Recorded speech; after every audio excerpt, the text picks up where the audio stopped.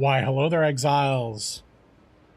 Don't really have big plans for today. We're just going to answer questions and grind some maps out while we kind of wait in patch limbo.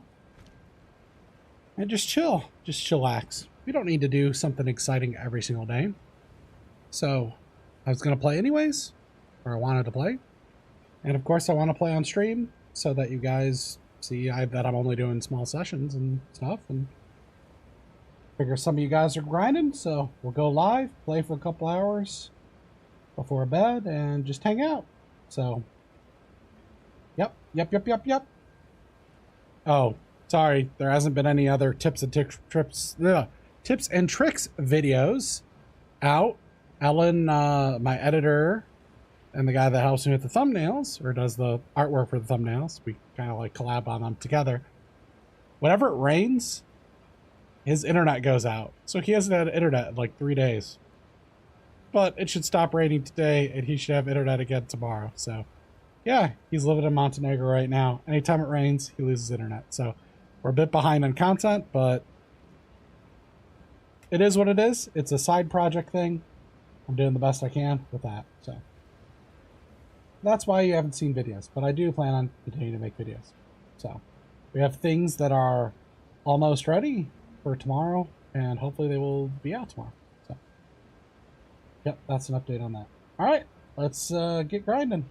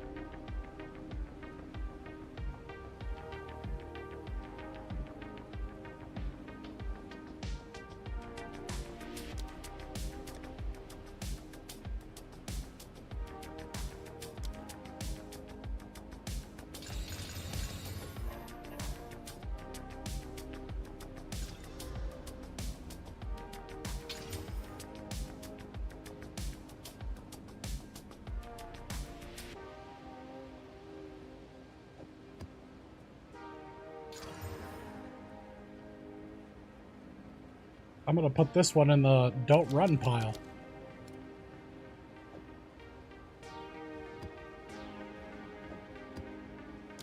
Two added damage and burning ground. Icky.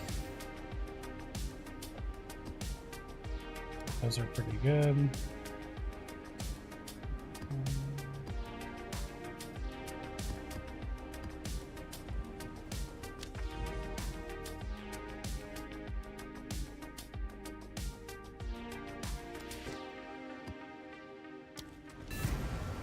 Going for some towers.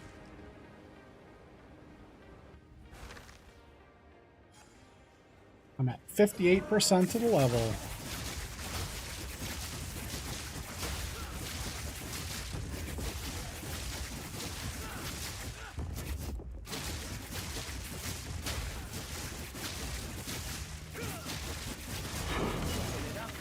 Oh no. They're trying to kill me. With on deaths.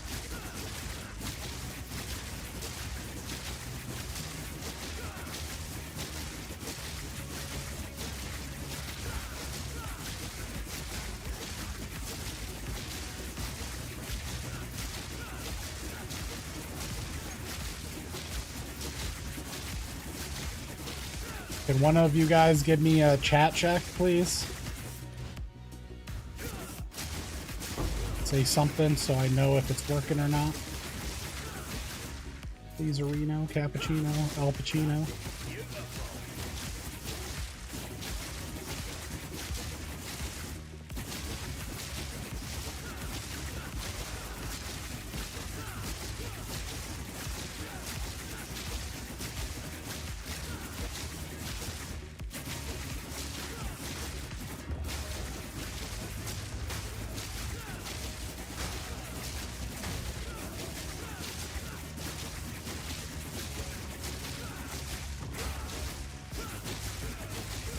Can't see anything in here.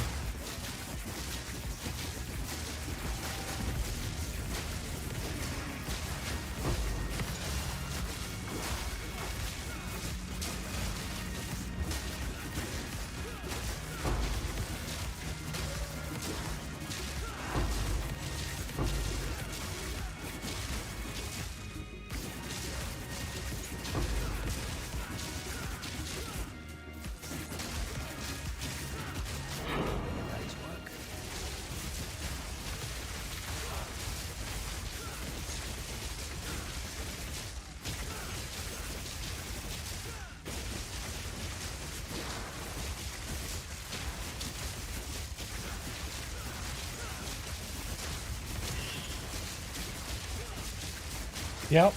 Well, a different setup slightly. I swapped my helmet and did something else, but yep. Like 2 nights ago it's in the VOD? I think it was 2 nights ago. With the setup in the description, I killed the tier 4 breach guy.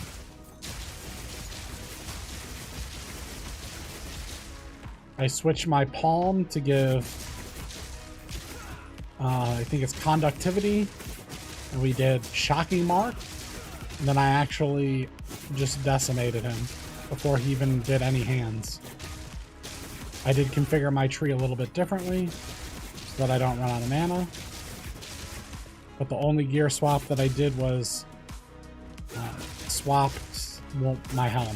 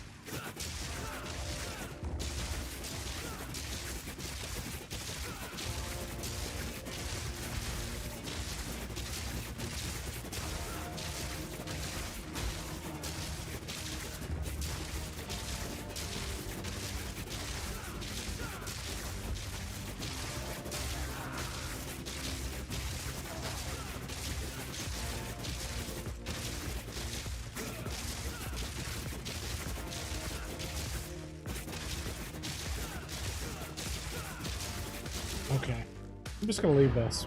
I'm not even gonna clear the rest of it. We did complete the map, which is all that's important. Let's move on. Kind of a crappy layout there. Okay, and I missed it.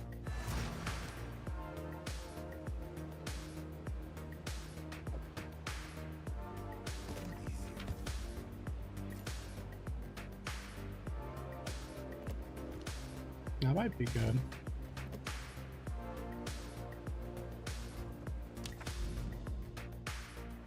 Yeah, we need a throwaway map for that tower.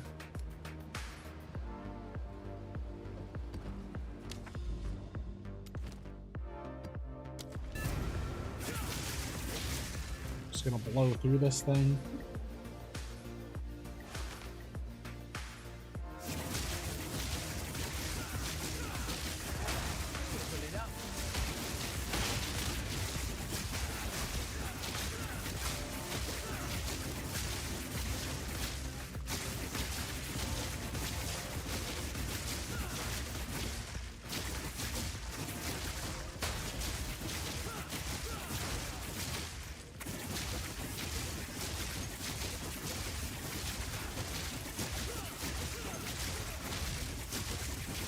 after I level, if I hit level on this stream, then I think we're going to change the build slightly. And I'm going to try to remove both of my unique jewels because that seems to be way overcomplicating the build for people.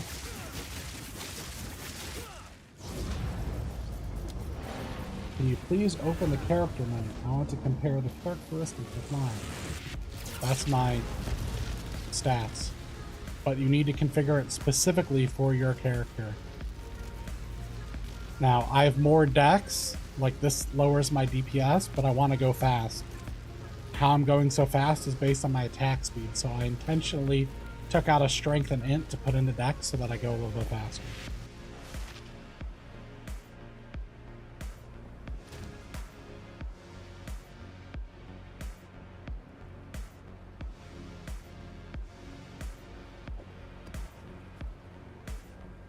Oh my gosh, I keep misclicking into the portal.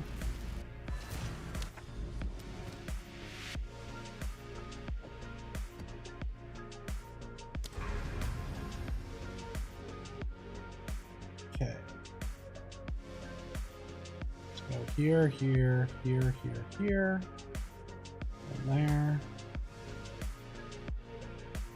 Get all these towers.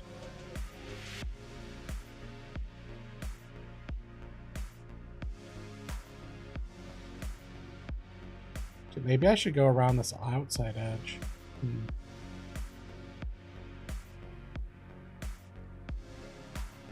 Yeah, I'll go here. Get the tower. We'll do this node. Let's do a not as good node so we can just roll through these.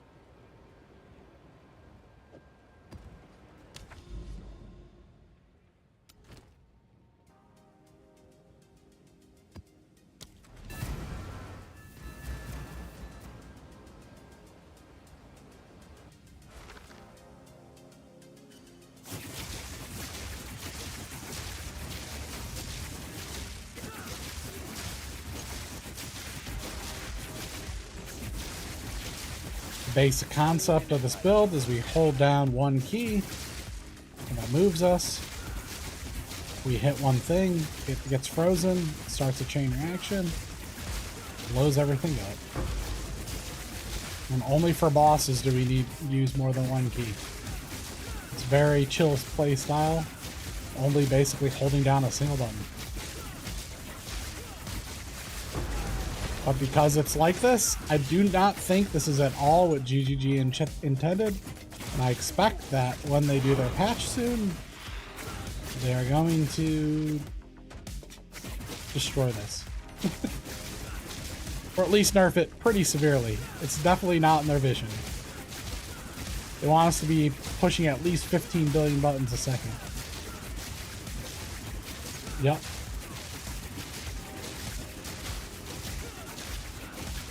Also, I'm not really like the most expensive things outside the gloves and kind of the staff that I'm currently wearing are unique jewels that aren't even necessary.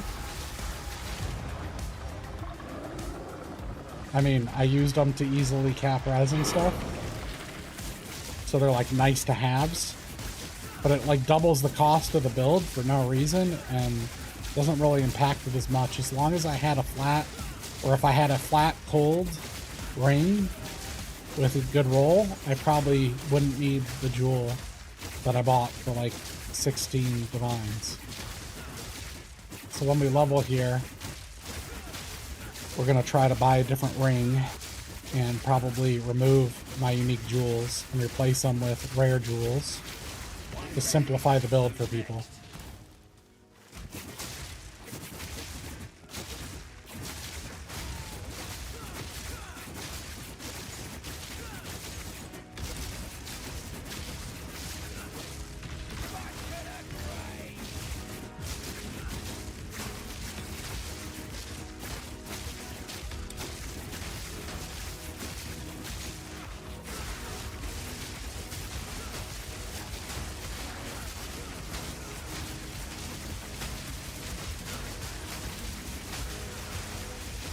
Yeah, well, which trial are you trying to do? I always do the Trial of Chaos one. I think that one's easier. But yeah, that one's super annoying, especially with the circles. I mean, that one's the easier. I haven't done the tier 4 of the other one. And then, for the other trial, you absolutely need to push your honor resist high and have a huge pool.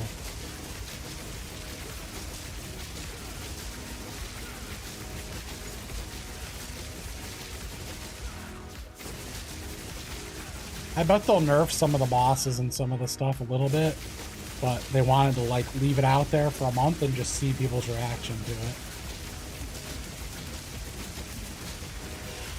Like some of this stuff is they thought a certain way about it, and then they're like, well, let's see how it plays out, and then let's see how it's received.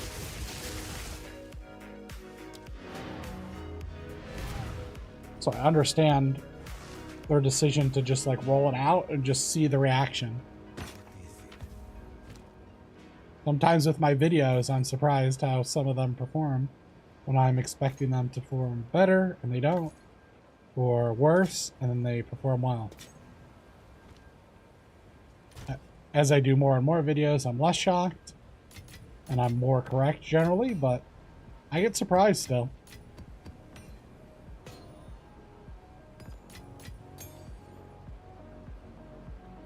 Okay, do we have one more to do, or is it a tower? One more before the tower.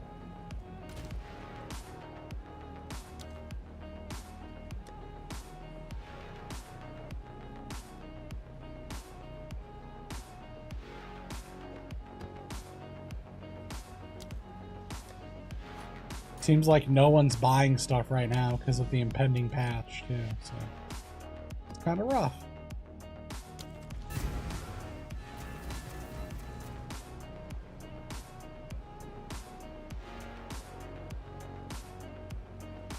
Yeah, the whole that, and then the fact that the monsters, I don't understand their delirium. The monsters come out, can't be hit for 2 seconds, and get to push you back.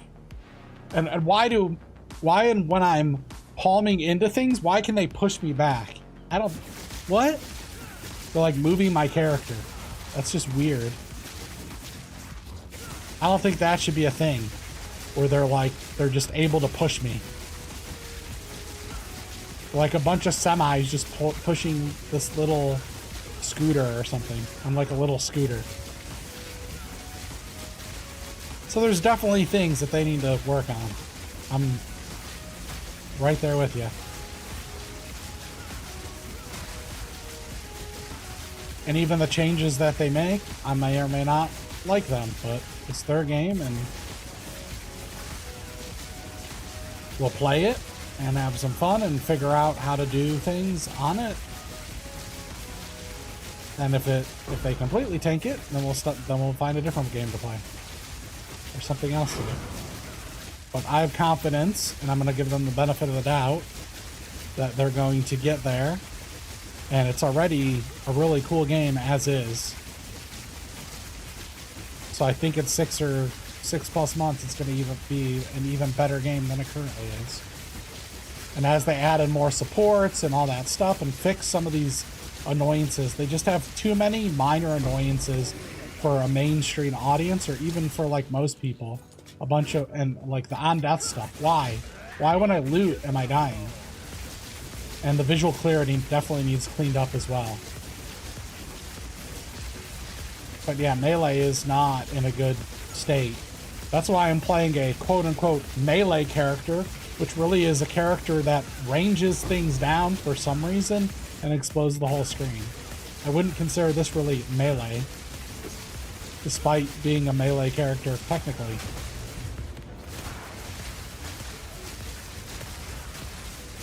Right, like I'm hitting stuff to there.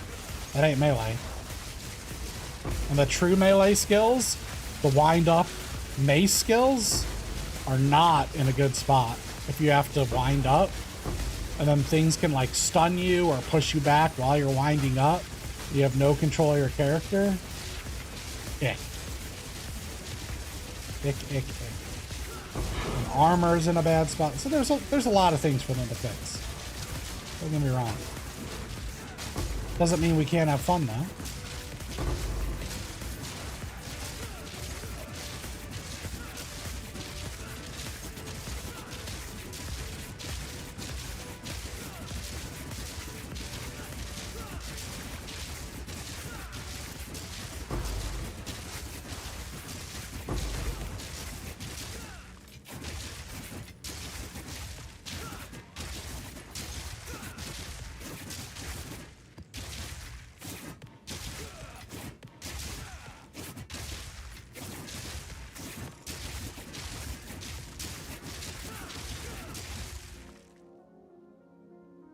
You're playing an armor break build with armor explosion, but they nerfed that. Gotcha. Got mace strike armor explode boy to maps, and he can clear the screen. But is it paid to get on there? I bet. I was originally gonna do. I did the monk as my first character because I was like, oh, spirit's probably hard to get, so it's free spirit. And then my other thought was like, okay, evasion. On any of those builds, they always want armor. And so, all right, I'll get the evasion, converts into armor. I'll be super tanky, just like in POE1. Except for the part where armor kind of blows. And just going into this character, which is now a mercenary, and having the larger HP pool, the main things I died on my other character were all on death things. So having armor did nothing for me to protect me. So it was like go huge ES pool, or die to random on death stuffs. Like, what? But yeah, I lucked out that I started with the Invoker, and my original plan was to, you know, get the armor stuff, and then I was going to invest in the meta skill, energy, and then use the 10% damage as extra cold to freeze lock everything. That was my original plan going into the game. Some of them panned out, some of them didn't. I definitely lucked out way more than the poor melee classes who went for the slow slams. I can't imagine starting that character. Did you fix the stun problem when there are a shit ton or whatever? No, I have no idea how to do the stun problem. Like when in the delirium, when they were immune, knocked me back into a corner, and then they all spawned on me and insta killed me. No, I don't know how to solve that. That seemed like some bullshit. I don't think that could be fixed. I couldn't hit them. I can't freeze them. They're immune, and they pushed me into a corner. I can't. Yeah. How do you build around that? I don't know. Get a bunch of health so that doesn't matter, I guess. I mean, I could have went into just... If we look at the tree, right? We're over here. I could have probably picked up these two, to like prevent the stun. But it wasn't just the stun. They also removed all my mana because they were all had a full surround on me from pushing me into the corner. It took my whole mana in 1 second, and the bosses spawned on me. So it was like a multitude of problems there.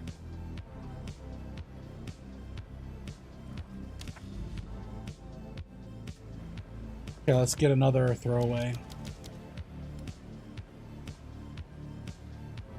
I probably need a blink, so let them push me into the corner and then I just blink away is basically what I needed to do. But I shouldn't have to completely add in blink into my build to be able to survive that. That's ridiculous, in my opinion.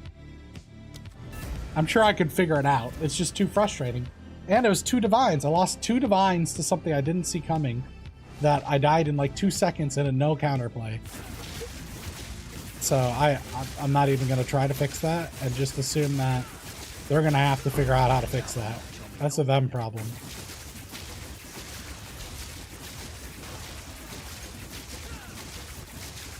If they couldn't push me into the corner, then they wouldn't have been able to get a full surround on me. Like, that was some of the problem, is that they're able to just push me like a semi. Like they're a bunch of semis just pushing me. Doesn't make sense. I think what happened, because people were getting stuck on stuff, so they lowered our model. And I think when that happened, then it made it so that they could push us easier. And I think that's unintended, and they didn't realize it. That's what I think happened. could be wrong about that, though.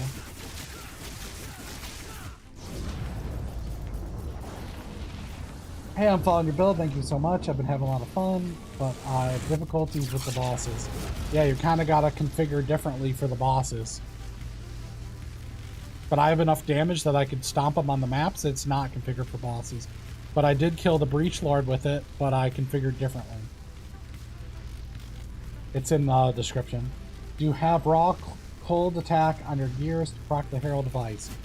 No, I don't right now, but I probably will go to that because people think that this is necessary when it isn't. I need a ring that has high flat cold, and it probably could solve the problem. Right now I have this, but this is like a rich person solution, okay? And this cost me too much, and it lowered my resist, and then I had struggles lowering the resist. So I wouldn't recommend getting this over getting flat cold on one of your rings.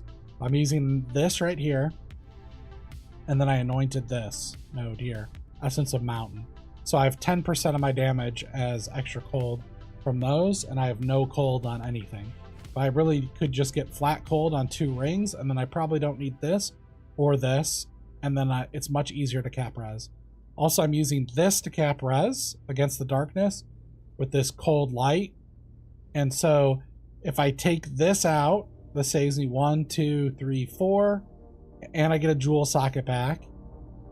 And so I could go 1, 2, 3, 4, and then maybe drop this node and get 2 more jewels. And then if I take this out and I take this out, that's 4 jewels. And I basically can cap my res just by getting jewels with implicit corrupts. And it simplifies the build for everyone. So when we hit this next level, that is the plan, to like test that out and make sure I could still freeze things. We checked if there is mana as extra sun threshold. There isn't. It's just energy shield to my understanding. But I did look for stuff like that. I didn't see anything anywhere that suggests that that exists.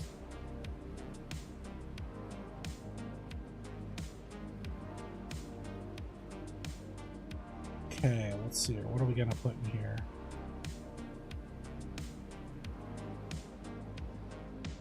Rarity with reaction.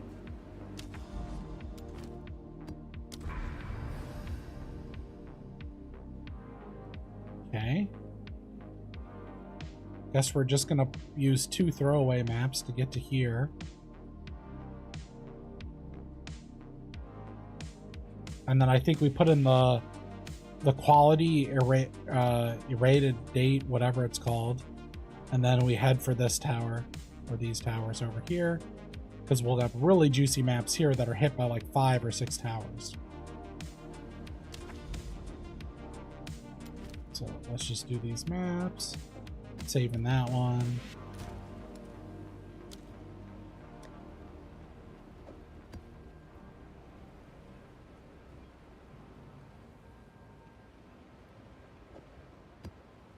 Okay, yeah, let's do these 2. This one.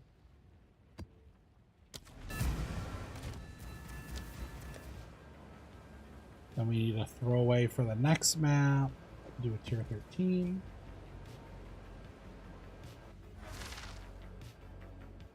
Cold corruption and 2 sockets is better. That's what I had. Mine, I mean, that will work too. That's what I played with for a while. But this gives me so much increased attack speed, and Tempest Flurry ignores movement speed. So look how quick I'm moving. I'm moving quicker than with movement speed at like 50% that I can move. But that's a solution too, is get a cold corrupt one with 2 sockets and put in 2 attack speeds and have some flat cold on your staff. That would probably work.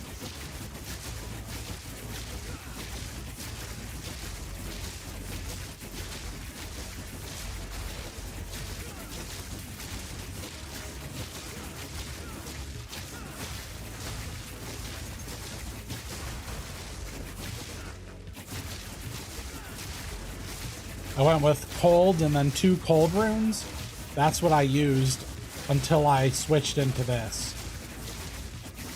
Definitely, though, a cheap alternate solution. You don't need to be going as fast as I'm doing to destroy everything by any means.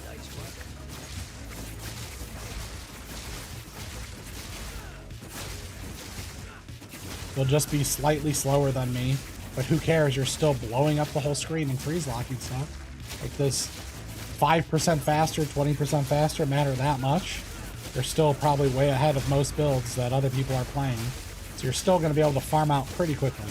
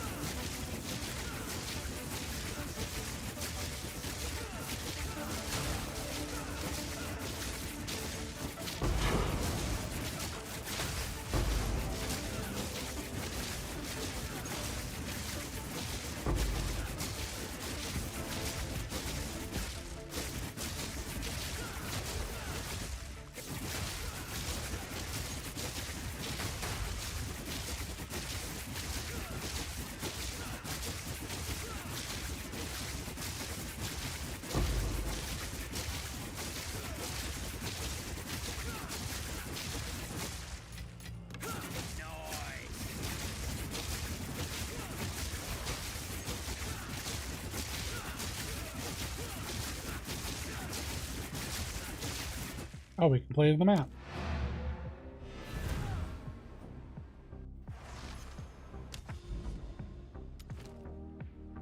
Okay. Let's go into here. Let's go into here.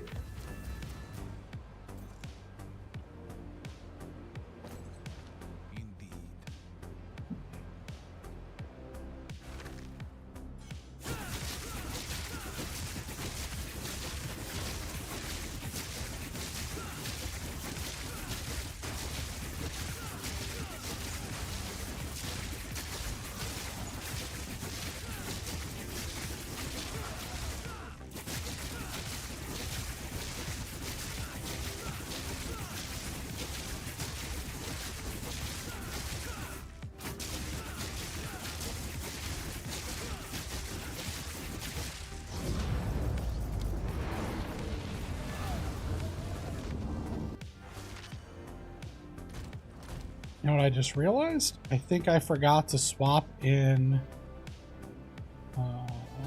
what's the name of the sport?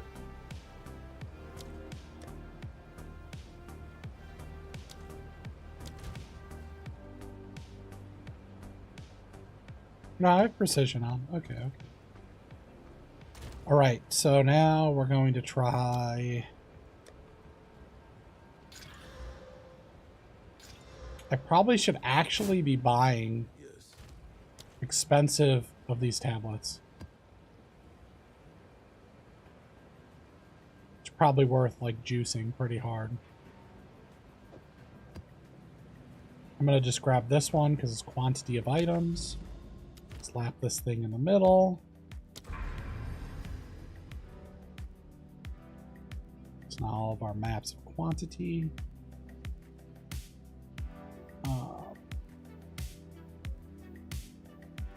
Then I guess we go outside. 1, 2, 3. Go inside.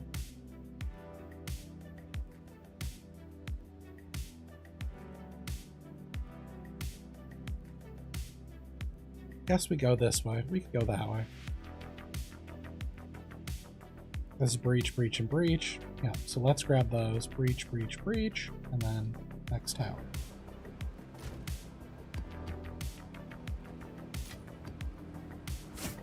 The problem with these games is like, yeah, I should be probably optimizing things, but it's a kind of a pain to optimize the things.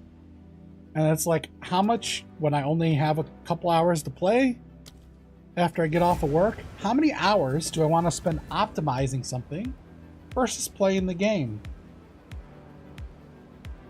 I'd rather play the game, so I'd rather play suboptimally, log in, and not screw with stuff than play like the most optimal, I think, most of the time. It's just so much of a hassle. Like, there's actual jobs that you get paid for where you're buying things, okay?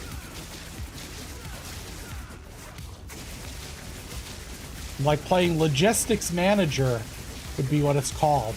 Logistics and inventory management. Except for no one's paying me.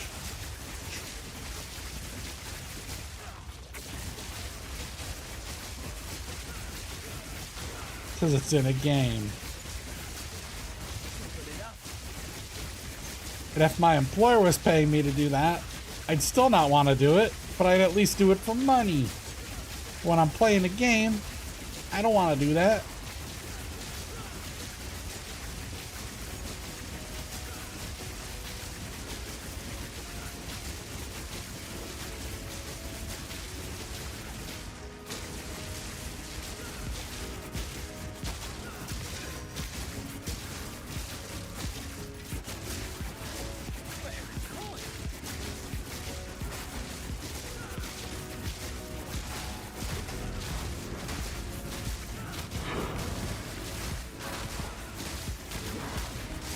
Oh my gosh.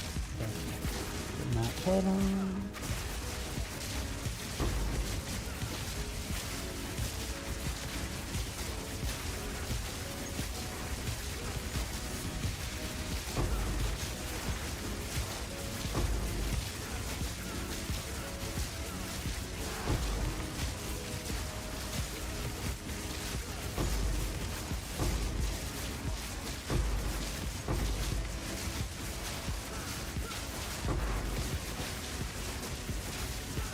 I have a bunch of monsters that don't exist following me. Look at these breach guys.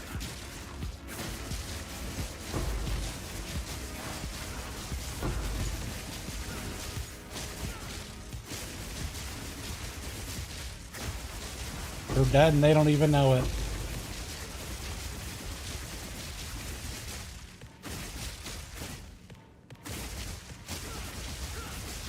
I'm like, oh no, are they gonna push me back and kill me? Oh no, they're actually, I killed them already, and they're just doing animations after that. What the caw is going on here with you, pal? Okay. Did you just drop a caw bomb on us? Is that what you did? Can't be just throwing those out willy-nilly.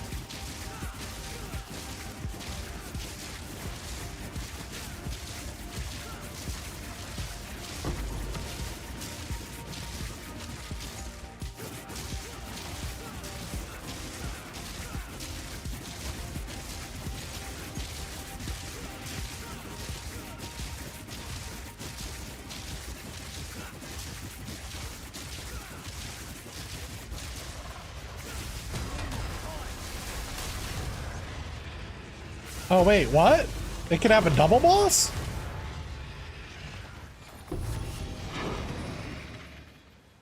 Wait, did it bug out? Because I killed him so quick it bugged out and there were two? Has this ever happened to you guys before?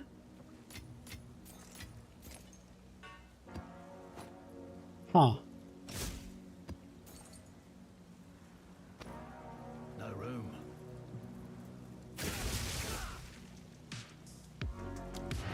Kind of weird. Two bosses.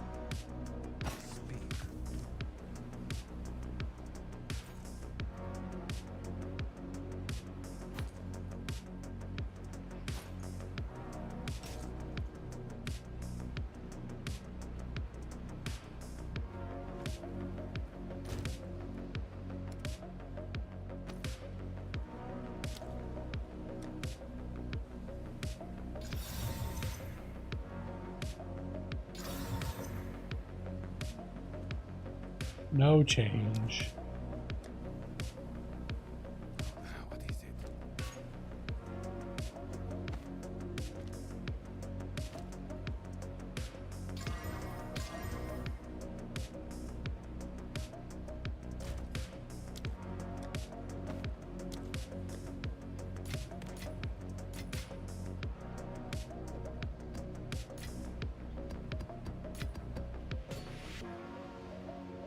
Speak.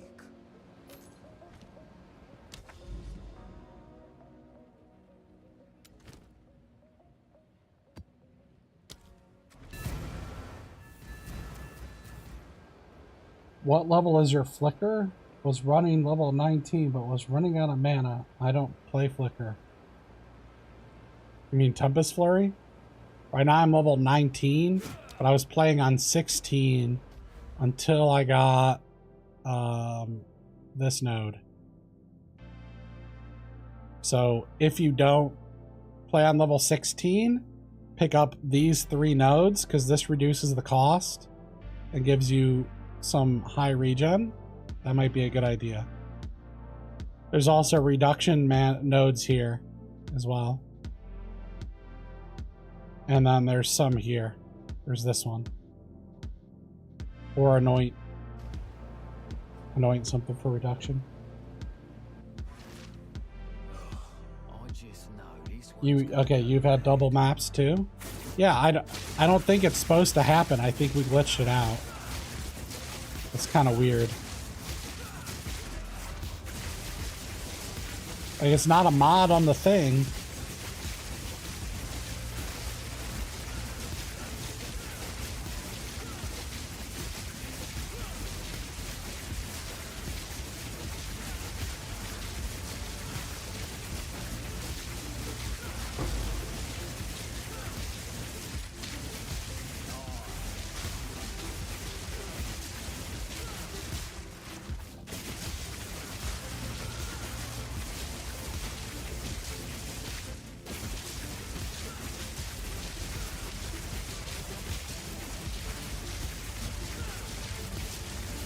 Yeah, 16 and then grab some of that reduction. Make sure you have a couple mana on kill. For bosses, run Mana Revenants. Swap that in for one of your heralds. Disable a herald and run a Mana Revenants. And you'll get mana back 250 every time you pick up the orb. From Shopkeep. So that'll help you sustain on bosses too.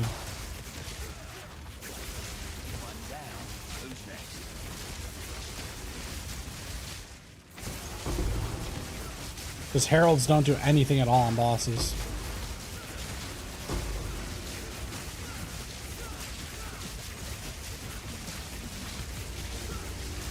GameyMcJamesFace, eh? I don't think that's my name, but I do get decent loots.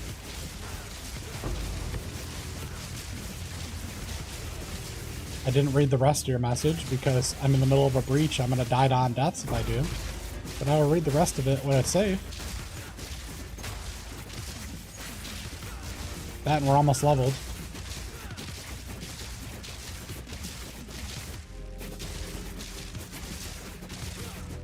You put the rest of your passive points. I don't understand why some parts of your skill tree on the guide are red branching off. Yeah, so that has to do with weapon swaps, which was supposed to be a video that fully explained that today, but the guy that does my art for the thumbnails that I work on that with, he also helps me edit the videos. He doesn't have internet right now because it's raining. Anytime it rains, he loses internet because he's in Montenegro right now. And so he has that video almost complete, and it should come out tomorrow. That'll explain it. But basically, what happens is these weapon sets here, I have 8 points in each of them, and that's where these red things come from. So my other one has these curse ones. So 4 points here and 4 points here. So you undo your points, so you have extra, then you select the weapon, and then you put the points in. Now what that does is two things. One, it snapshots the weapon that you have, that you set it up for the skill, and then two, it snapshots what the state of your tree is.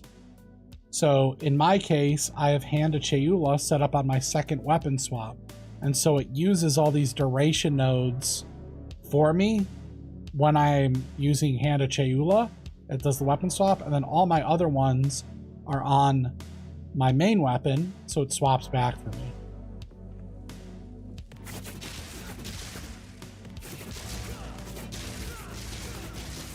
But that could be used to insane levels because it snapshots, so you can get like +6 skills on your curses. Or if you've watched the newest Pelstron video where he is doing totem setup, he's dual wielding +7 melee skill two-handers, because that's how you get your damage on totems, and it snapshots that for him. And then he's running around with sword and, I think mace and shield. So he's super defensive while he's running around. He puts down his totems, gets a huge damage increase, and then he has his tree configured differently for each of those setups. So it's this new thing that they added in POE2 they really want you to use, and it opens up so many possibilities, but most people are completely sleeping on it, basically, is the short version of that. Hey Rob, how's it going? Yeah, sometimes I go deep, but that's the short of it. There's going to be a video that like demonstrates it and gives the two examples, and that hopefully will be out tomorrow if my editor guy actually gets his internet back to actually be able to upload it for me. Poor Alan, no internet. I'm trying to right now I'm teaching him how to code and stuff, and so I do a consulting business on the side, so I'm teaching him how to do that, and then we're doing videos to like teach coding plus this channel, and then I'm trying to like increase the revenue enough that I could pay him more, and then hopefully help him move to Spain, because he'll actually have stable internet and access to healthcare and all sorts of things. Right now he's in Montenegro, and it's kind of they're behind in technology, I'll say. They're behind in infrastructure, and they don't speak the language, and they don't like foreigners, and they try to rip them off daily. So that's kind of what we're doing with this whole project, is trying to make extra monies so that he can move to Spain. I, of course, eventually want to get him. If I had it my way, he'd be living in my other spare bedroom right now, and we'd be just making videos and broing out every day. But US government says no, you have to have this visa thing, so can't do that. So we basically have to make a YouTube channel that's really successful, so when I go to fill out the form, we could be like, hey, he's highly skilled because look at this business he worked on. Be able to get him my H1B eventually. Classic Alan. Hello. I've beaten Xesth 3, but Xesth 4 is kind of kicked my ass. Have you beaten it yet? Yes, I did. Yes, I did. In the description is the setup that I used to beat it. I ended up going with a different Hand of Chayula. I went with this Voltaxic Mark with conductivity, and this like exploded my damage. And then I dropped the cast on shock out of it, and I went with Mana Revenants, so I had good mana sustain.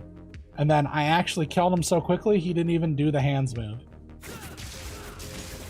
It's in 2 days ago. 2 days ago. If you skip through that VOD.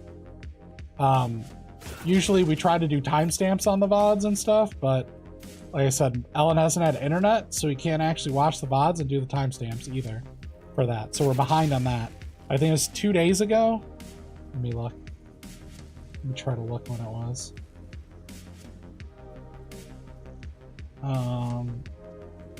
1 second.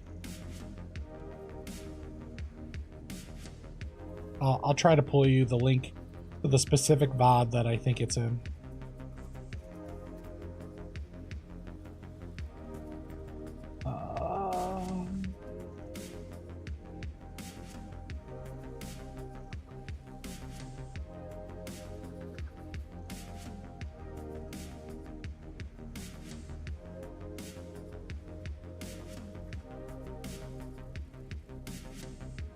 Okay, it's 2 days ago. 8 million Amulet Gamble and then Xesth. This one. So I finished my level. I gambled stuff for the thing, and it's after the gamble that I did it. It's in that VOD. So I did 3 attempts. In my other setup, I got them to like 6% and 7%, and I just choked hard.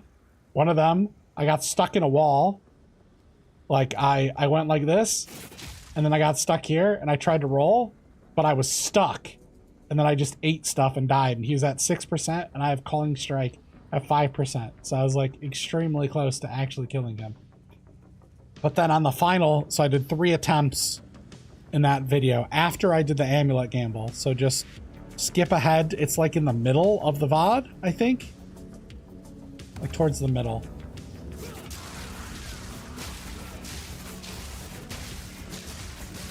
Well, Ellen doesn't have control over it. We've tried to sort it. We even tried buying him a different connection. There's no options. That's the problem where he lives. There's no options for him to sort it. There's nothing he could do. They have just really bad infrastructure, and the internet goes down when it rains too much. Like, their water becomes contaminated. It's like really bad. If it rains way too much, the entire city just loses power. So, yeah, it's not a good situation. So, hopefully, we're hoping by September, when his lease and stuff comes out, that hopefully we'll be in a good enough position where he can move to Spain and get a what's it called? A digital nomad visa. But he has to show a certain income for a certain amount of months. So basically, I have to up what I'm paying him. And to do that, we need more revenues. So. But we will get there through the consulting side. I mean, this will help a little bit, just doing these little channel things. But this isn't a majority of the income or anything. So, what we're looking on. Okay, 154. I still can't believe that I got double of the invites, and then one of them I couldn't actually pick up because I got screwed and they spawned in a bad spot. So when I re-rolled, I was off by 6 to be able to get one of the invites. Yeah, life's hard sometimes. Yep. Yeah, we really like, you know, I live in the US and stuff, and people complain about how bad it is here. And things aren't perfect, but we really have no idea what it's like in some of the other countries where, like, it rains and your infrastructure goes out. Okay? Like, I'm out here complaining, oh, my internet speed is running at only 100 gigabytes per second instead of 120. it's like the end of the world to me, right?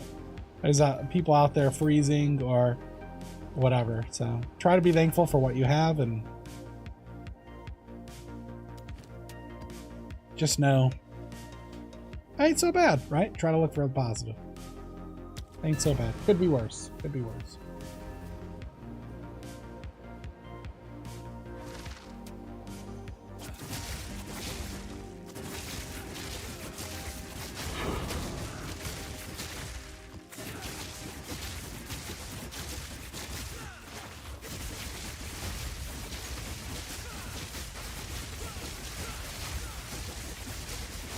But even like food there is twice as expensive as like Spain because they have to ship it all the way out there and they don't have good ways to make food.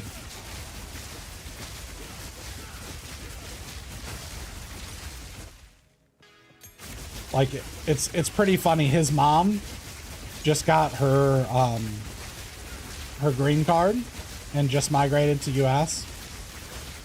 And it was so cute. They like went to the supermarket and she's like streaming the supermarket and they're all freaking out because of all the things that are at the supermarket. Like, and the supermarket has this. We can't get those anywhere. They're from Argentina, you know, originally. But just like little things that I take for granted. I can go to my Walmart down the street and get things. And they can't even find those at all in their country, anywhere where they went. So, oh, my game's freezing. That's good. I don't know what the heck's happening here. I was just a straight up couple second freeze on me. Can you guys still hear me? Or are things crashing?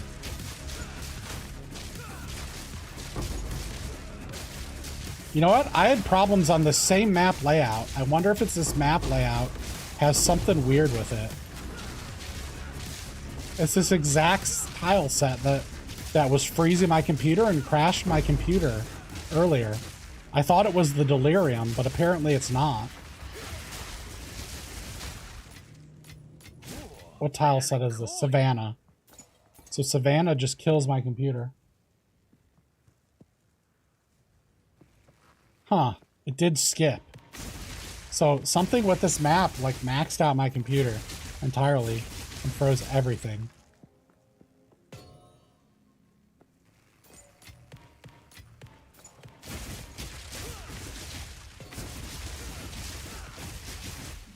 I don't know. I need to I haven't cleaned out my computer in a while. The fans and everything. I need to probably do that tomorrow. Turn on my air compressor and drag my computer downstairs and blow it out really good.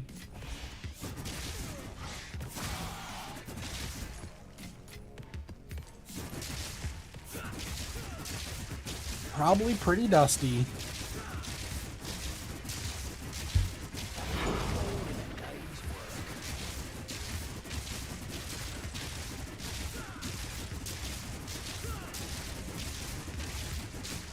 Terrain height messes yours up? Gotcha. This is a flat map though, there's no terrain. It's something about this tile set that whatever my... Yeah, I don't know what it is. My graphics card has issues with it, for sure.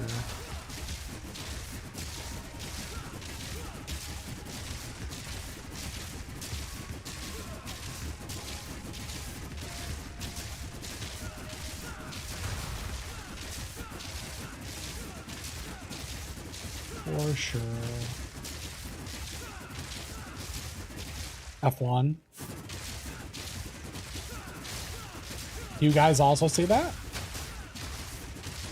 Is it like in the game?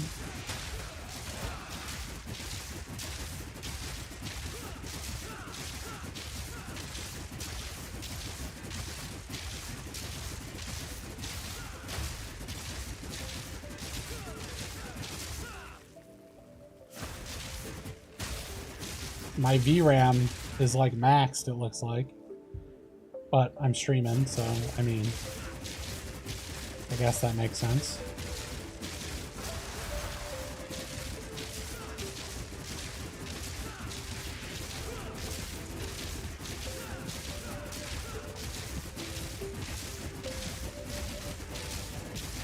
What time is it? 11:26. I think since tomorrow is Friday, I think I'm gonna, if I don't die, probably just try to finish this level. Stay up a little bit later tonight. I don't think I'll have time to reconfigure the build like I want, so I'll have to do that tomorrow. And that's what we'll do on tomorrow's stream. Just try to buy some different rings and try to drop those unique tools out of the build.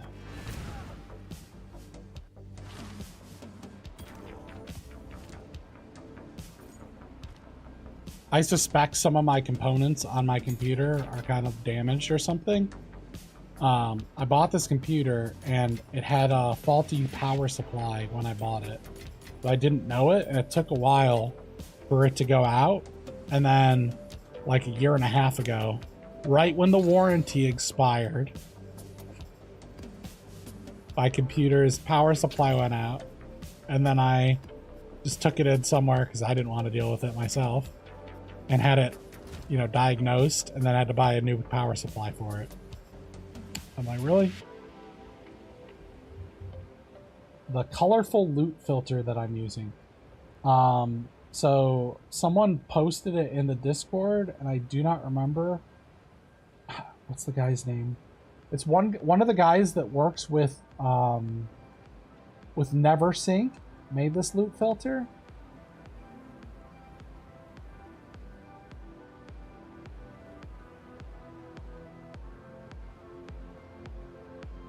CDR, I think is the guy's name. Okay, hold on, I'm finding it. Sorry, I'm looking on my other monitor to get it for you. This guy's thing. This GitHub. I'm using his which one is it? CDR N strict. So that guy's loot filter is what I'm using.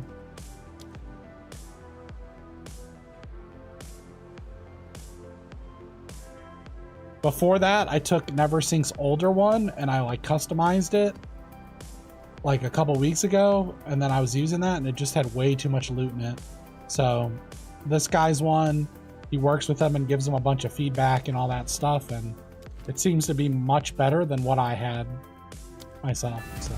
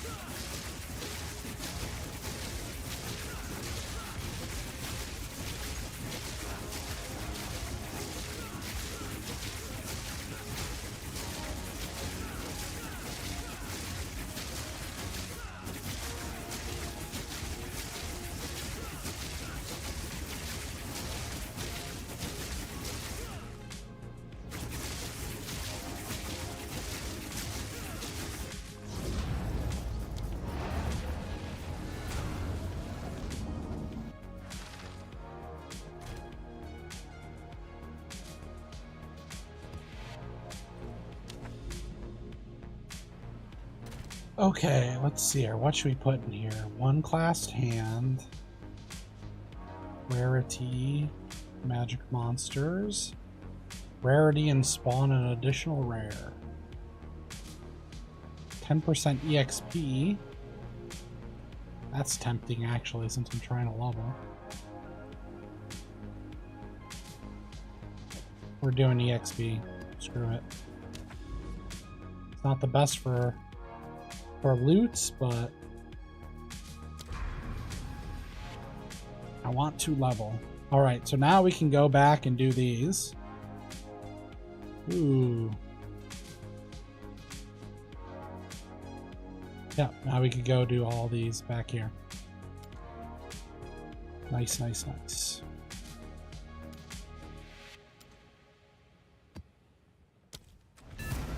Let's reset our EXP.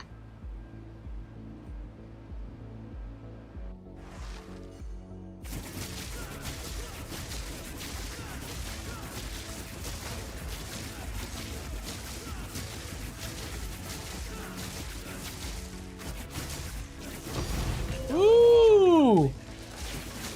Divine Orb! That's why we run around with 95 rarity. Because we get about one of those a session. 1 to 2 of those.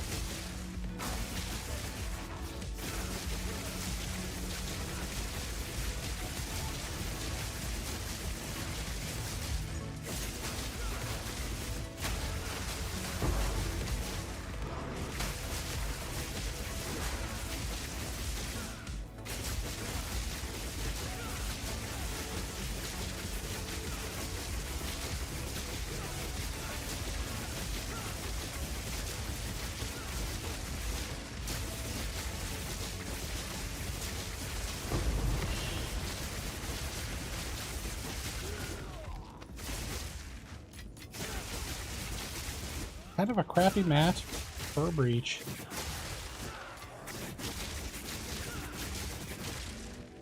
Yeah, for sure.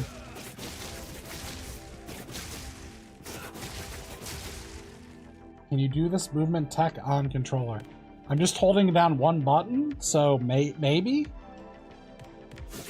I think you could just go joystick and hold down a button? Maybe? And go joystick in a direction? I mean, I'm on WASD, right?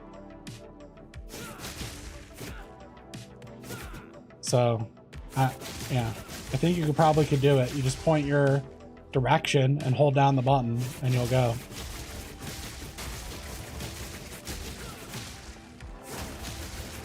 Of course, this is one where I get multiple breaches. It's probably going to be a 8 breach map and a terrible map for it.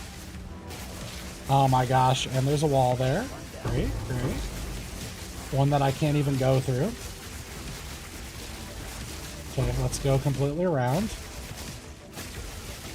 By the way, if you go out of breach, breach monsters can attack you because they technically exist while the breach is open, even though you can't see them. So be careful. Don't walk outside of the breach. If you try to run from the monsters, they may still kill you. In case you didn't know that one.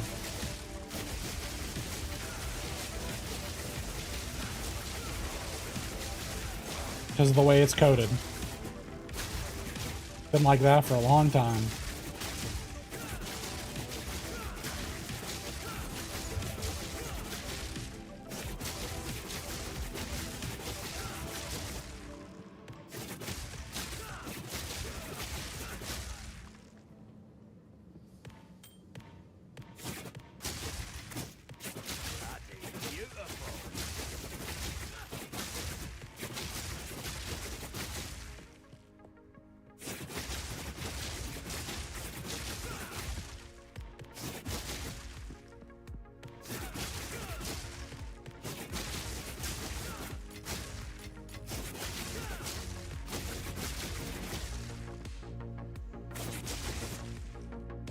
Yep, the divine drop definitely made up for it. I'll allow it, you know, because of the divine drop, of course.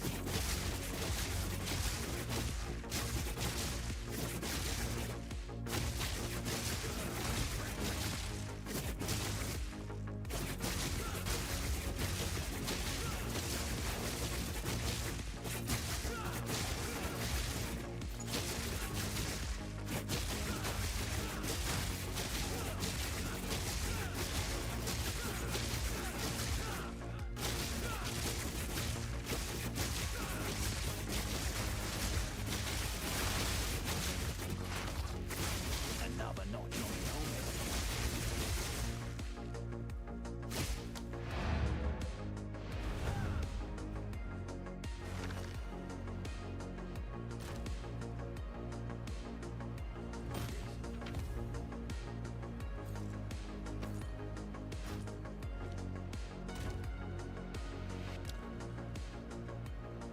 Ooh, oh, waystones. I thought it was just generic quantity.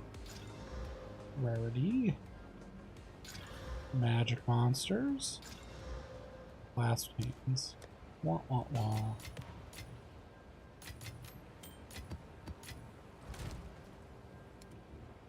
We're getting there. We got 13 divines.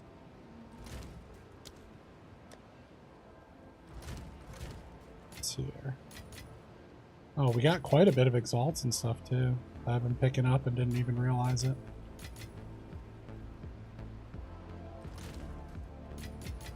And chaos. Chaos are, what's the ratio of chaos to divines? So I have like 100 plus of them. Oh, nice. I have like 4 divines in chaos. Didn't even realize it. No, 3 divines? No, 2. Just kidding. Just kidding. I'm way off. I thought I saw 200. All right. I have 2.5 divines worth. Just kidding. Just kidding.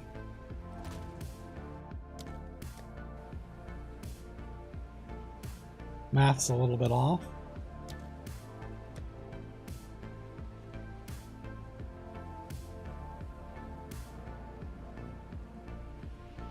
Okay, let's do this one.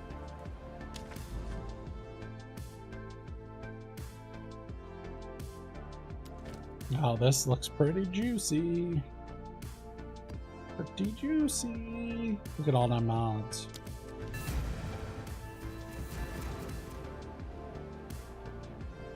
The charge beam go through walls? I know they go through some stuff. I don't think they go through all walls, just some walls.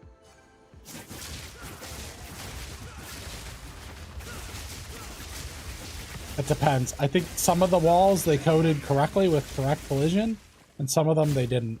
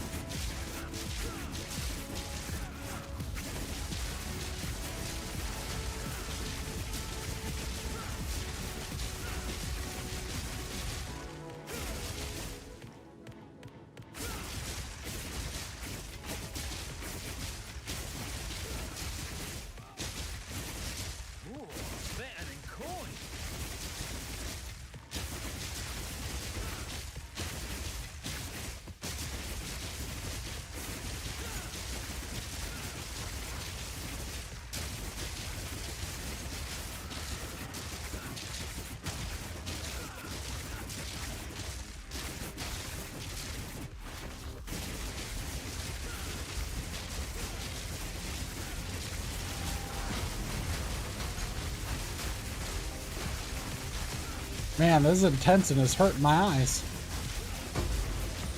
It's bright.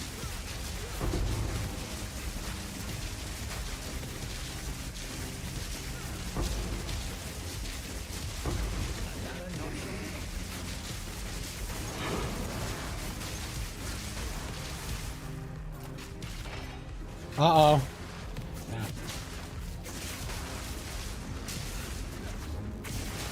I think I got stuck on a tree there and I couldn't attack for a second. And they surrounded me. Wasn't very nice of them. 83%. I'm getting stuck on trees.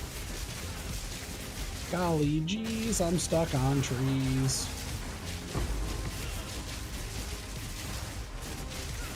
I can't tell which of these guys are real. Do you see this? They're just like walking around. Can't get my heralds to go off. I feel like I've copied your bid pretty well. Have no luck. Also stuck to your serum. Okay, so what is your flat cold damage?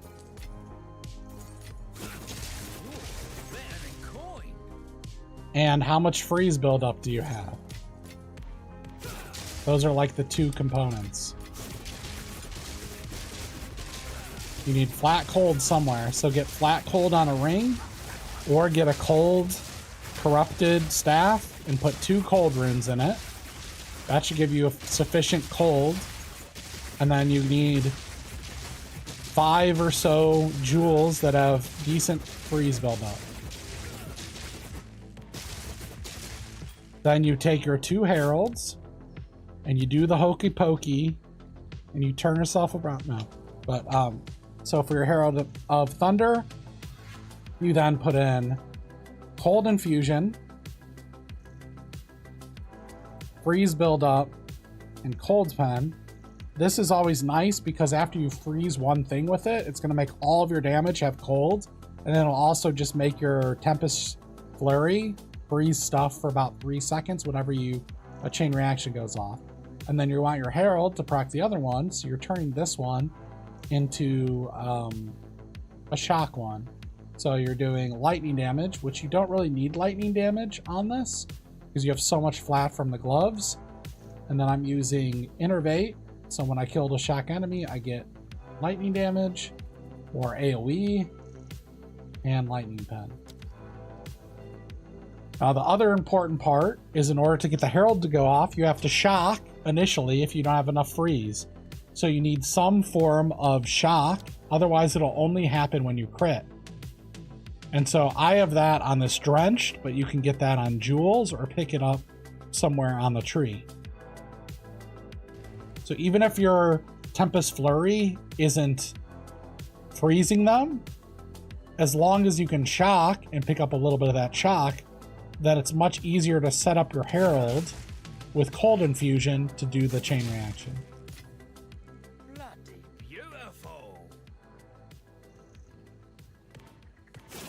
Yeah, I saw people doing the default attack warrior, but I haven't looked into what tech's behind it yet.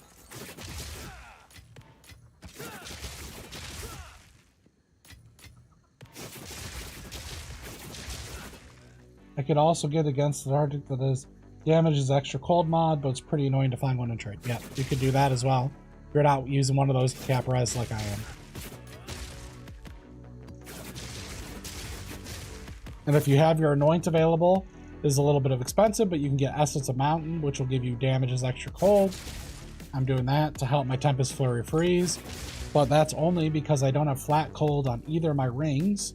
So what we're actually going to do after I level here is probably take out this jewel to simplify the build, take out this jewel to simplify the build, and then we're going to pick up these 2, and that's 4 jewels, and then we'll just cap res that way, and then we'll get flat cold on a ring, and then it still hopefully will freeze, and then it simplifies it for everybody, the whole build, because those things should be unnecessary. You have a leveling guide. I have a leveling plan with uniques, and then I leveled this. I only played this character other than doing a couple demos for the A-roll for the videos. I played this character entirely on stream. So go look at the stream VODs, or in the description, there's the whole stream VODs. And that's my whole progression of playing this character from a fresh new character all the way up till now.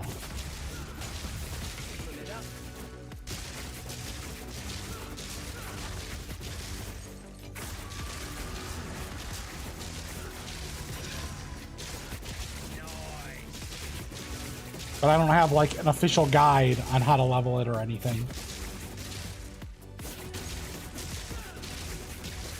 Me doing it live and demonstrating it, I guess, is the guide. With me updating the planner as I want. I went initially with a bunch of movement speed because I didn't know that Tempest Flurry, though, would take me quicker than moving. So had I known that, then I would have invested very, very heavily into attack speed and just moved through the campaign like this. And then I also have... oh, what did I do with my other skill? Oh. Why do I have this equipped?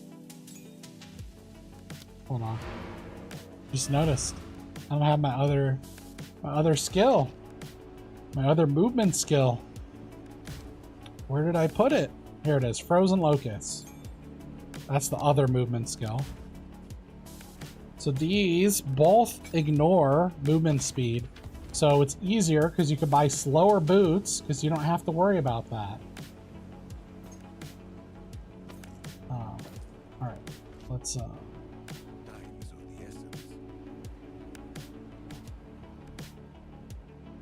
hit that with an Exalt. Another Exalt. And then vendor it because it got nothing. That's crafting in this game. Alright, so this Frozen Locust, see this? This moves you and ignores movement speed as well.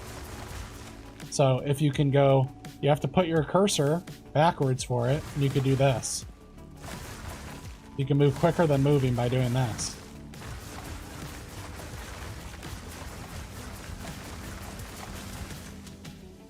But there's a lot of obstacles. So you can do this, and then this, and then this, and then this, and then this. That's what efficient play would look like. I'm too lazy for that, so I just hold down one button. But if I was trying to be super efficient and get good at it, that's what I would be doing. But you could kind of use that tech to go a little bit quicker in the campaign.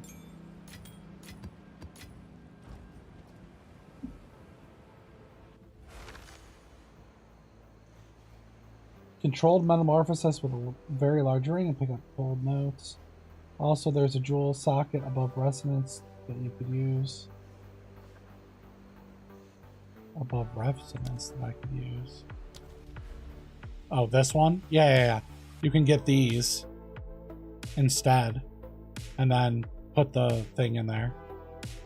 And maybe anoint this node. But this, then you have to make up more chaos res. But this gives 7% increase attributes. But isolation, despair, fair. This is a super expensive enchant. So that's why I'm not using that. But you could put one down here. And then pick up these nodes. Since it's going to give you attack speed anyways. Grab these. And then anoint one of these. And then you'll have 1, 2, 3, 4, 5 for the one that works on the notables. The cold notes in the large ring. Oh, if I got this, wouldn't this be a medium ring? You mean for these?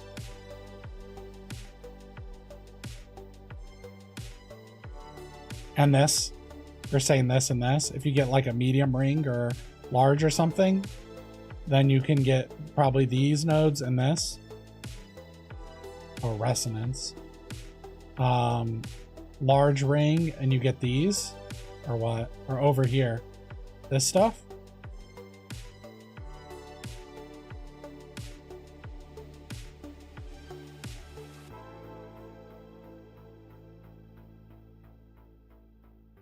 These don't give freeze buildup though, so getting these from it. But I already path there.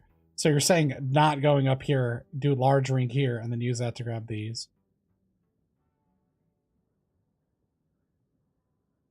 Type cold on search. Cold. Yeah, this whole ring.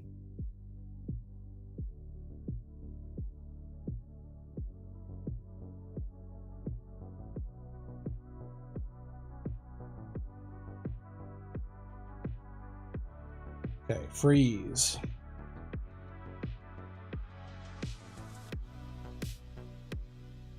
Oh, these. So with a large ring, you can hit these and these. You're saying from here. That's interesting.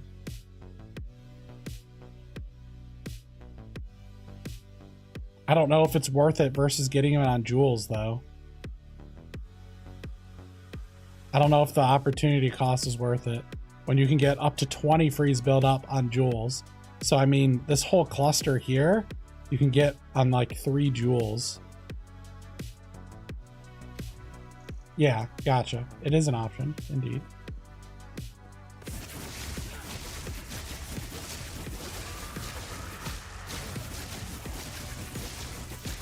It's good to have multiple options, right? You never know when they're gonna nerf freeze build up on jewels or something, and then you have to figure out a different option. So it's always good to just think of different ideas in case it's nerfed and you still want to play the same build, and then you gotta find alternate solutions for things. Or at least that's how I think of it. I'm thinking like problem solution. What's the problem and how are we solving it? And then if this isn't a good solution, swap in a different solution, a potential solution, and then we test it, etc., and then we test the next one. Boom, boom, boom, down the line until we find the solution that we are happy with.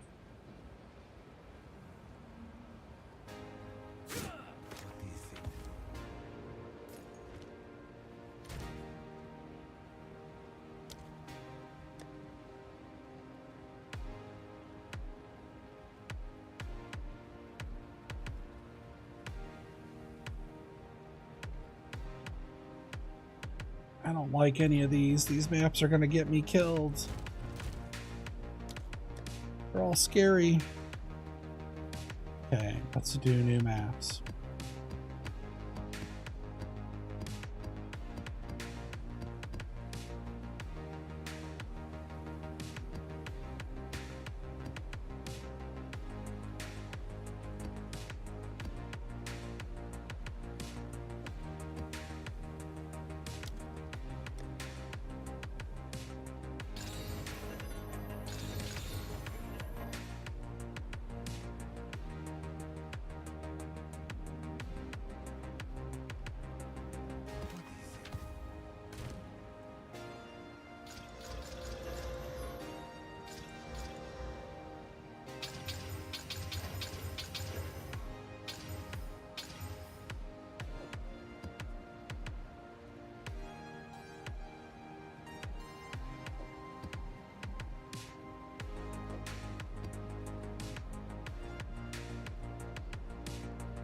Trying to find things with rarity or something like that. It isn't going to get me killed right now. Minus max res with EXP. Should we risk that one? Or risk that one for the biscuit? Or risk it for the biscuit? Sounds like a terrible idea though.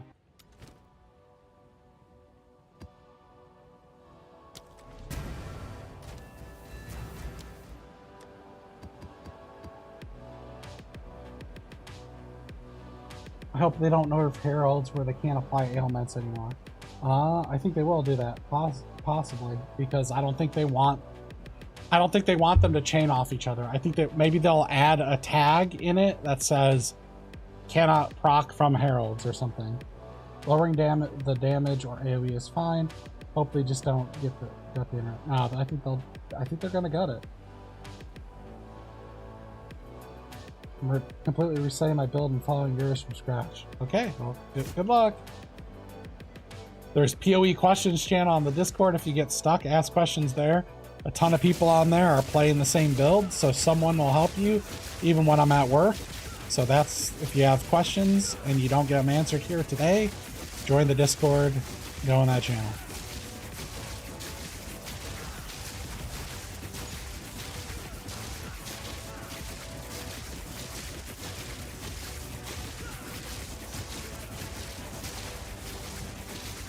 But only if you're not an elitist and you're super chill, because we're making a community where we build each other up and are nice and respectful to each other. Not some of these other communities where we're like super elitist, whatever, yell at each other and have to measure penal size or something.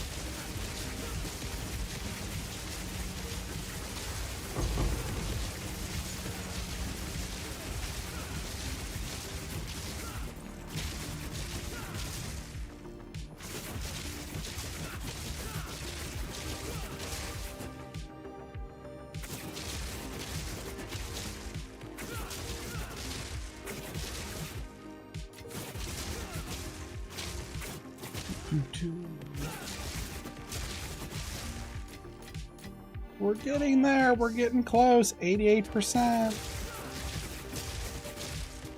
Hopefully I don't get too sleepy and choke.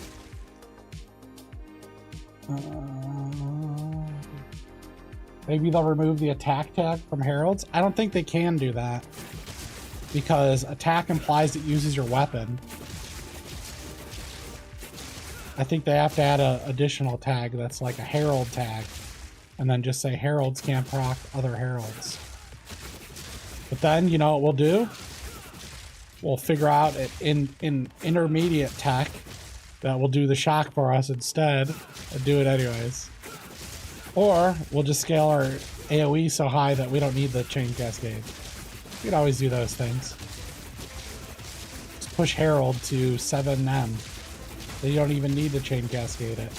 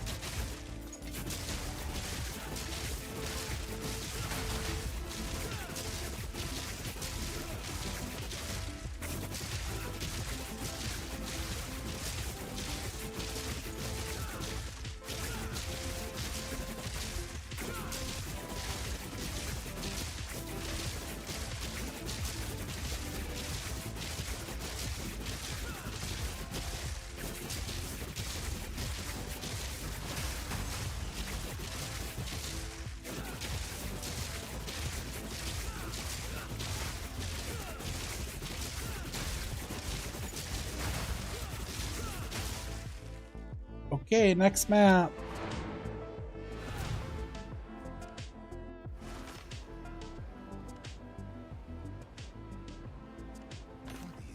And expensive it is it worth it doing it because of patch notes? Patch notes aren't out yet, as far as I know.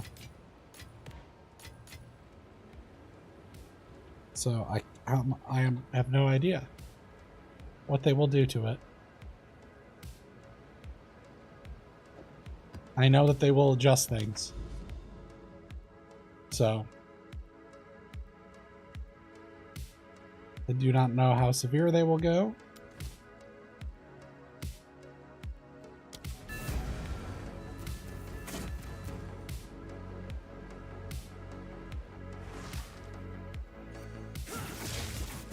And we also don't know when the patch is going to hit. Just because they're releasing the preview of the patch and the notes and they're talking about it on Sunday doesn't mean the patch is coming out on Sunday.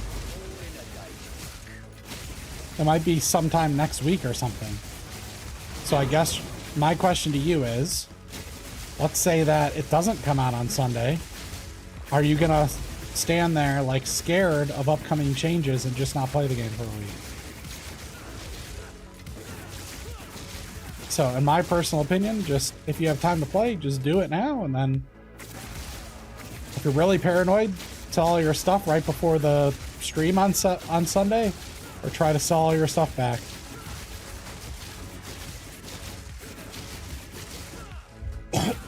Excuse me. Uh-oh, my game froze. What was that? Ooh. I don't know that it's releasing on Sunday or not. I know that they're talking about, or they're releasing like some live stream with the upcoming changes, and then they're talking about it afterwards, but they didn't actually say that it's coming out on Sunday. So I think people are assuming that it's hitting on Sunday, but they might just be talking about it on Sunday. I don't know that 100%. Like, I don't think they actually said that. I think people are assuming that. Just like when they said, and a restart, people assume they're resetting the whole economy, when all they meant was a rolling restart of the realm, which is pretty obvious. But people read that into and started telling people that. So people like to hear what they want to hear.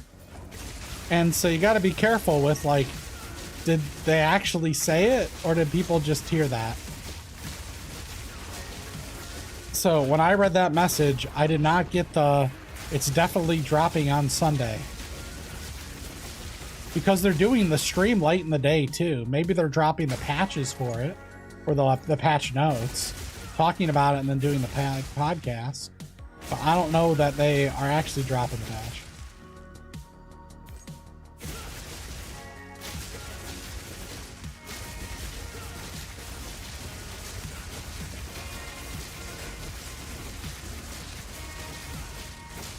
In their previous thing, they said later this week we're going to drop a patch, but I would have thought they would have already. When they released that comment, it's already been a week, so it seems like they changed that. I don't know.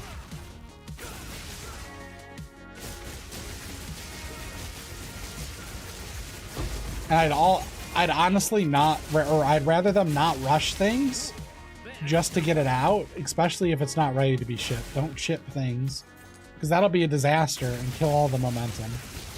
They're better off like taking a couple extra days and testing or getting feedback or whatever and releasing something that's going to be good. It doesn't make everything worse.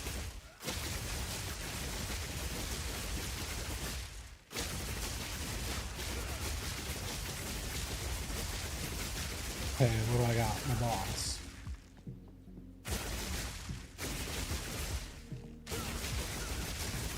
I don't know, like, it seems really early for them to be adding content. So I don't know if you guys really have worked in development at all, but the only way they'd be able to be releasing more content is if they had the content ready to go before early access, and then they remove some of it from the game preemptively before the launch. I don't see how otherwise they would be able to be back in 1 week, get a bunch of feedback from people, and then also have the patch ready. That's just like too fast. Look how long it takes like Blizzard to change Diablo 4 to make little things, like little changes.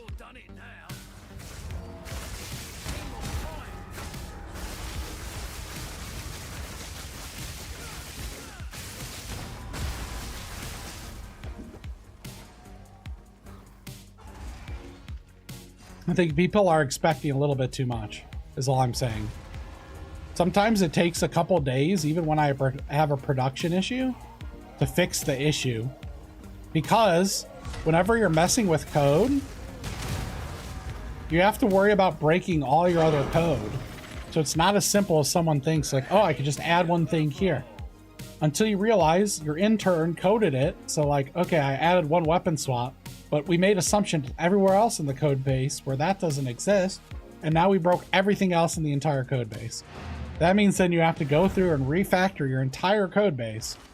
But all I'm saying is, depending on how they design their systems, they might have to move slow or fast. Hopefully because they've been working on POE1 for so long that they've learned from a lot of their mistakes and they know how to move faster. But even if you could move faster, then should you release it faster is the next question. Maybe you should take that time to do a little bit of actual QA instead of rushing it out the door.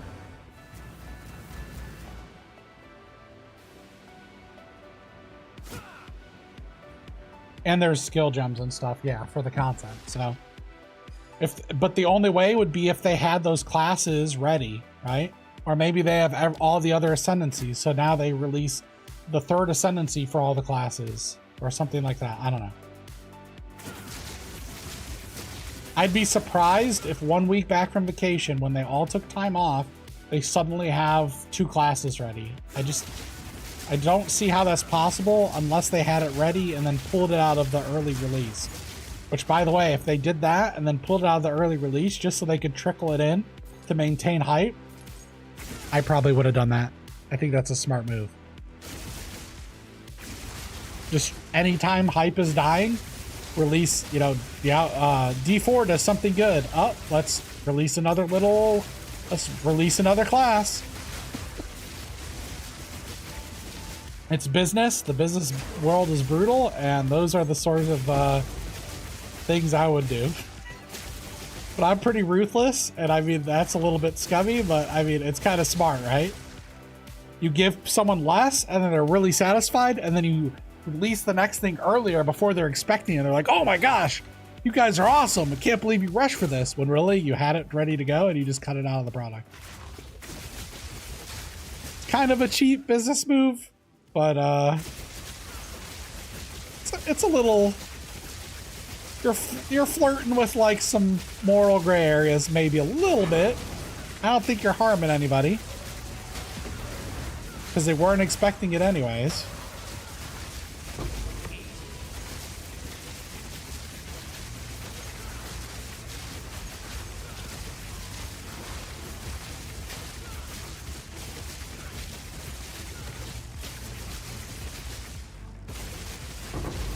And it's better to do that than the alternative, which is hate marketing.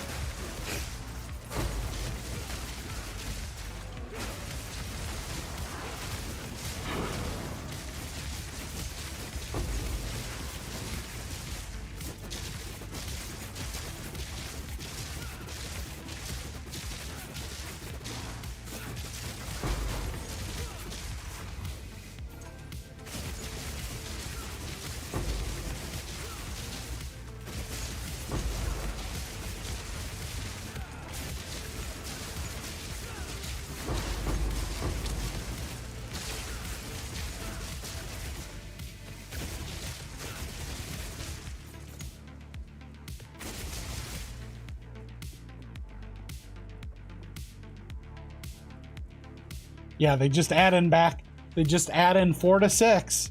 Yeah, 3 months from now, hype dies down. They're like, oh, add in 4 through 6. They actually had it done.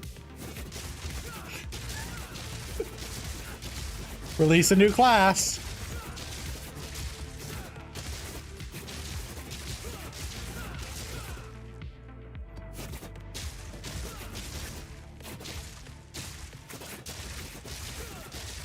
We released a POE1 league. There was no hype and no one's playing it. Oh, release a new class. Yeah, the community just has no idea, right? Like, what's even possible. I don't know GGG's capabilities. I don't know how quickly they actually can move with their infrastructure. But expecting this to be much more than a balance patch where they're getting things, I think you're setting yourself up to be disappointed. Or like a complete endgame rework. That means in 1 week, while they're on vacation, they had to consume all the feedback from the launch and then also develop it in 1 week when they're back.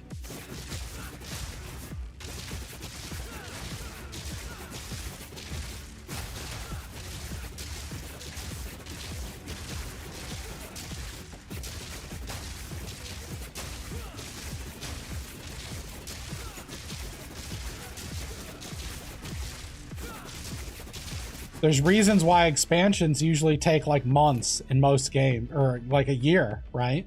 Like a whole year. Look at Diablo 4, okay? It took like 4 or 5 seasons for them to patch the game into the state where they should have had it on release. It took like a year. Like a year. So just be mindful of that one.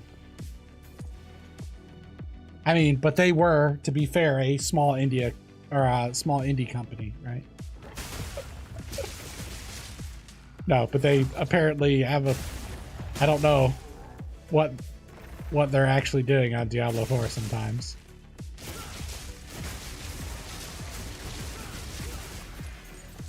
Some of the Diablo 4 stuff was some of those funniest things that, well, we can't give you more we couldn't give you more stash space. And, oh, the reason why you lag is every time we go into town, we actually read every single person's inventory in the entire town and download that. What? What? You read... I go into town and you read everyone else's inventory that I can't see? What are you doing? That one was funny. I had a chuckle on that one. I laughed so hard when they said that. And then I was like, why are you even admitting to this on a podcast? Just shut up. Stuff some more of them donuts or cookies in your mouth, man. Why are you admitting to this? That is like, what? That's terrible. How could you do that? Like, it's so inefficient. You literally had no one on your team review that concept and go, no one told you that was a bad idea to load every single character's entire inventory slot when they go into town of not your character. No one told you that? Loading their entire inventory and their stash. Oh, it wasn't just their inventory. It was their stash. They're loading their inventory and their whole stash. And so they couldn't give you more stash space because then that would overflow everything. Because then they'd have to read even more data. What? I think that was just, I don't know. I still am not sure if that one was real or not. There was lag with it. But that's one of those things, like the marketing thing thought that was a good excuse maybe for the reason why they couldn't implement it. And it was just the dumbest reason ever.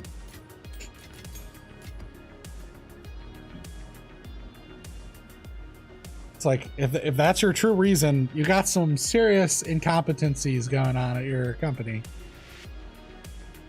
Anyways, I just got onto the rant. Things move slow. Or they move fast and they break things.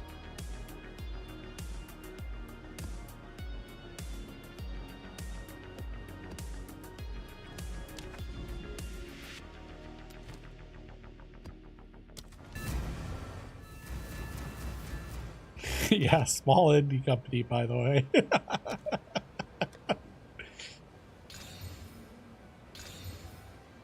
Exactly, you picked up on that one.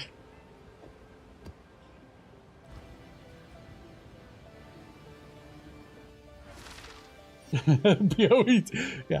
Let's be real, it's a good Diablo-like game. Dude, some of that stuff, they're so out of touch. It's like, why? Dude, can you imagine if you're under that person and they go on there and say stuff like that and you're responsible for PR? and you're just reading these posts and you're just sitting there going, I can't believe I work for this guy. I don't get paid enough for this. That's what I'd be thinking the entire time. I would get paid enough to deal with this guy who goes on there and tells the worst things that we did that no one should ever know about, that you probably should be covering us for us, and we're just going out there and saying, so we load every single person's inventory and their whole stash. Oh really? There's like 500 people in town. Yeah, isn't that crazy? We load all of them. What? Why do you even need that info, by the way? This is how people get hacked, by the way. They do stuff like that. They're like, oh, you're on our website? We're gonna load all the information from everyone else's sessions as well. Let's load their bank data and their social for you. What? Doesn't make any sense, does it? No sense at all.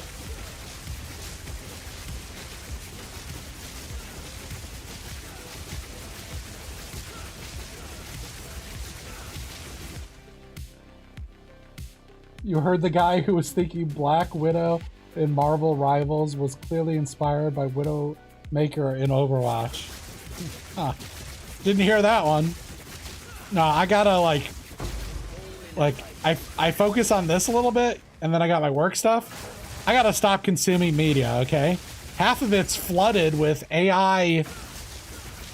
The games journalism is absolutely absurd at the moment. They're all just using ChatGPT to write articles with no sources of random BS and pretending like it's news. This is like Forbes, Vice, all of them do this crap now. They fired all their writers to do this crap. Or they somehow find incompetent journalists who don't play games commenting about games when they know nothing about it. And it's just like, I try to stay away from that stuff. It just hurts my brain.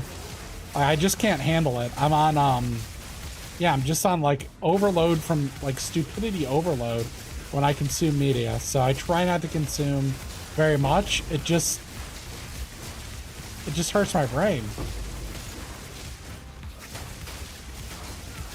We're doing like a terrible job teaching people critical thinking skills. They just believe everything. Like ridiculous things.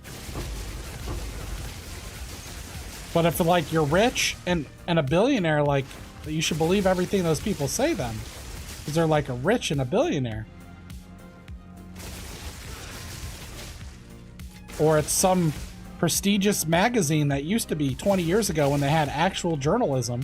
But now they just do AI things and people are treating it like it's the same quality that it was 10, 15 years ago when they were a respectable news outlet. Yeah, it's like bad. It's just so hard to find info because there's so much garbage out there.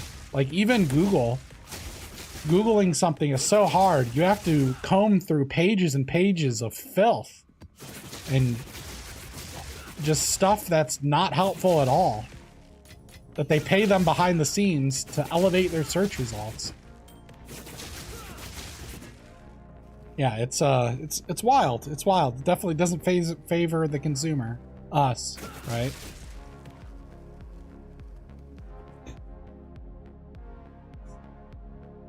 Question: is there any way to make the breaches last longer except killing faster around the edges? I guess there is a max time limit. There is a node on the thing that you can make them slower if you kill the boss. This node. Open and close 30% slower for 2 points. You gotta kill him on the easiest difficulty to get 2 points.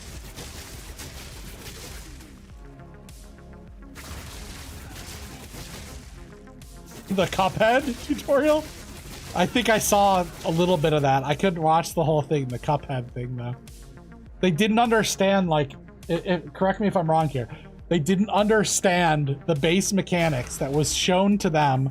It was like shown clearly like, oh, this is this mechanic, this is this one. And then they just didn't understand it on the very first boss. Right? And they just failed the tutorial, basically, right? Is that what you're talking about for Cuphead? Am I right? I think I saw that come across my feed too. Just like, holy crap. It's just like, why do you care about these people's opinions, right? Like, why do you care about their opinions? Their perspective is garbage. They have no idea about anything. Like, what was the goal of, like, someone who can't beat the tutorial's perspective on a game, on if it's good or not? I kind of don't care. I don't care about their perspective on the game if they can't beat the tutorial, okay? Like, what? Yeah. Hey, bro, back to you, bro. But in all seriousness, how's it going? Yelp. Yeah, exactly that. It goes to show you they know nothing at all about short games. Yep, basically. Or about games, yep. Not even the basic fundamentals. That if you've played any game in your entire life, like Mario or anything, you would understand the basics. Like, you know what I mean? If I hand my grandparents a controller and they didn't grow up with games, they'd have no clue about any of the basic intuitive things, which is why they also have tons of problems with using their cell phone, and it's very unintuitive to them. But that is the level that you're getting with games journalism, is people who've clearly never used a cell phone before, that doesn't understand the basics, telling you how to use a cell phone. That's games journalism in its current state.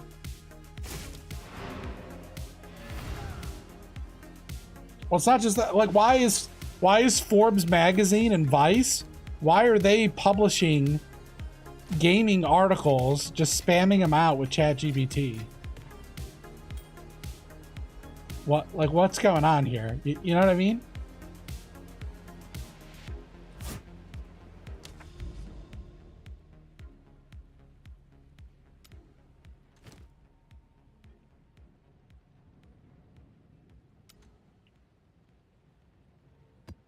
You don't have to comment on every little thing. Always, right? I think one of the important lessons in life is also listening. And this is the part that people miss.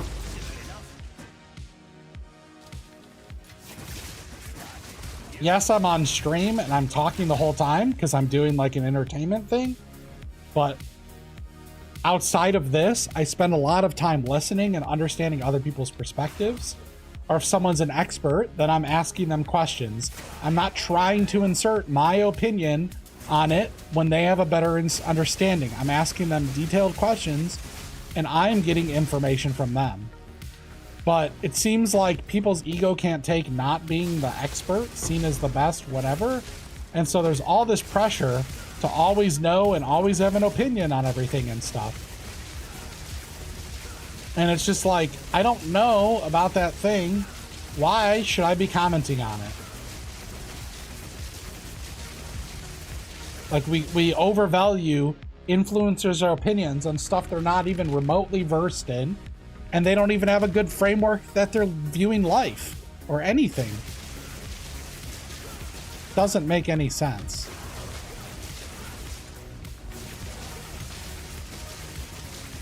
But, you know, all they have to do is sound confident and put it out there and brag about their business, and then people think every single opinion that they have is really good. I can guarantee you I have tons of opinions, and not all of them are good. I don't know everything, okay? Not even close to know everything.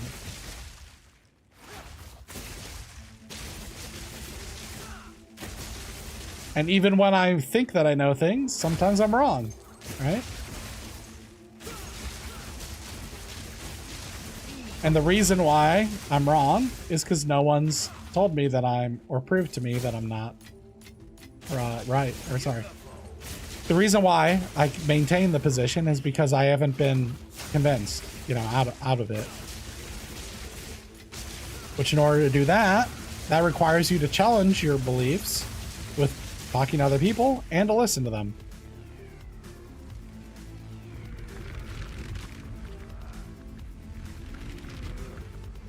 What do I think my current build costs? I think you don't need this, and I don't think you actually need this.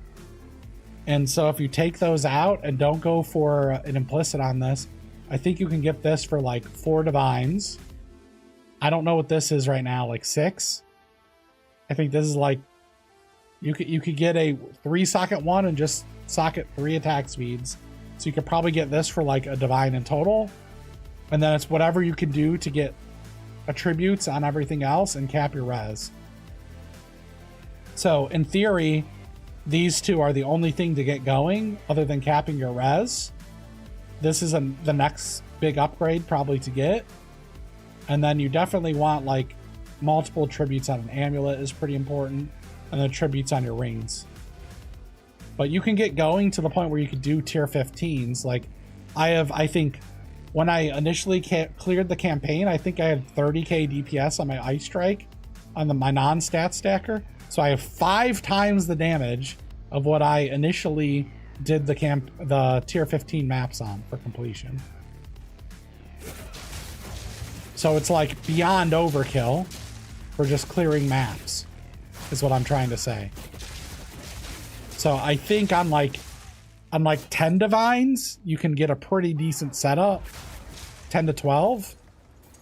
And then around 20, you can get a really solid setup. And then probably like 30, you're very close to my setup. 30, 40. You could scale it all to like 200 or something, but I don't think that's necessary in the slightest.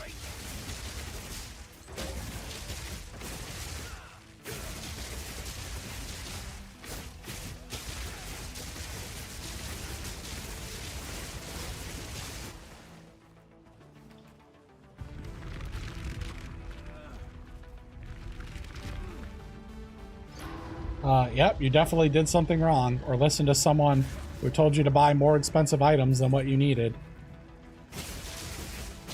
A lot of people, here's the thing with a bunch of the content creators, and I don't like crap talking people or whatever, but a lot of them grind really, really hard so they have a lot of money. And so then what they do is they use what I would call rich person solutions. So an example is I fell into this trap myself here because I solved the solution this way, and this was completely unnecessary. Because I could have went with flat hold on a ring probably and solved it without having to spend this money and then solve this problem. So sometimes you overcomplicate it and over budget complicated it, and you can solve it that way, but just because you can solve it that way doesn't mean that's the efficient way to solve it. And sometimes you create problems that don't even need to exist by trying to solve a different problem, and it cascades out. This is the same thing that happens with software dev and everything else.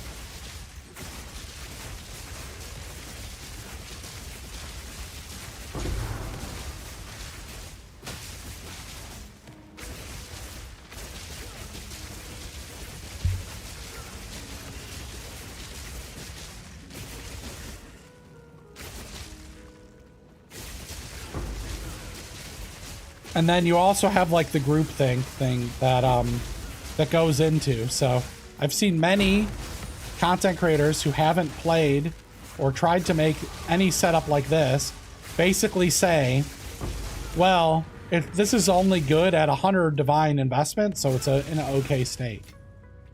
That is flat up BS, and for 20 divines, you can probably get close to my setup.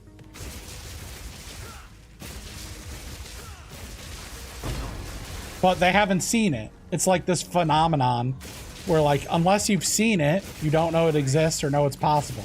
But, like I said, there's this pressure to have an opinion on everything. Very much so. People are scared to say, I don't know, when that's what they should be saying. And so they want to sound smart, or they want to have influence. And so then they will say what they think, but it's an uninformed thing. It isn't good.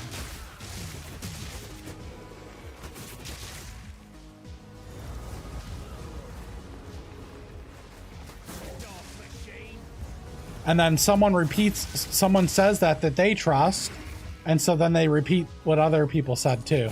And then you have the telephone cascading knowledge that isn't real or true cascade out. And so that phenomenon happens all the time, like in the PoE community. One content creator will say something, people will repeat it, and you can mislead yourself very quickly with it. So you have to be skeptical. Yeah, a lot of these people can clear maps and do crazy things. But if they're playing like 14, 15, 16 hours a day, then they might be giving you advice of what they did, but it only works because they play 12, 14, 15 hours a day. And it isn't going to apply to you if you only play a couple hours a day. So be very careful with that.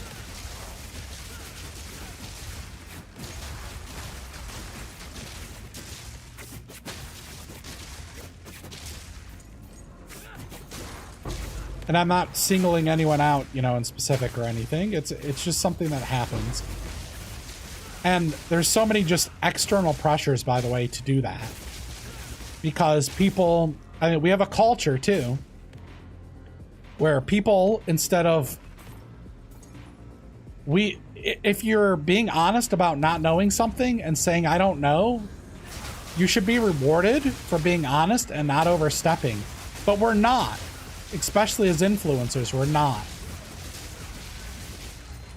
People are looking to you to know everything for some reason, so they don't have to think for themselves. And they want an answer from you, so they like pressure you into giving an answer that you probably shouldn't give. So I don't fault, you know, people for doing that. There's all these external forces that are at play that are also responsible for that. But that's what happens.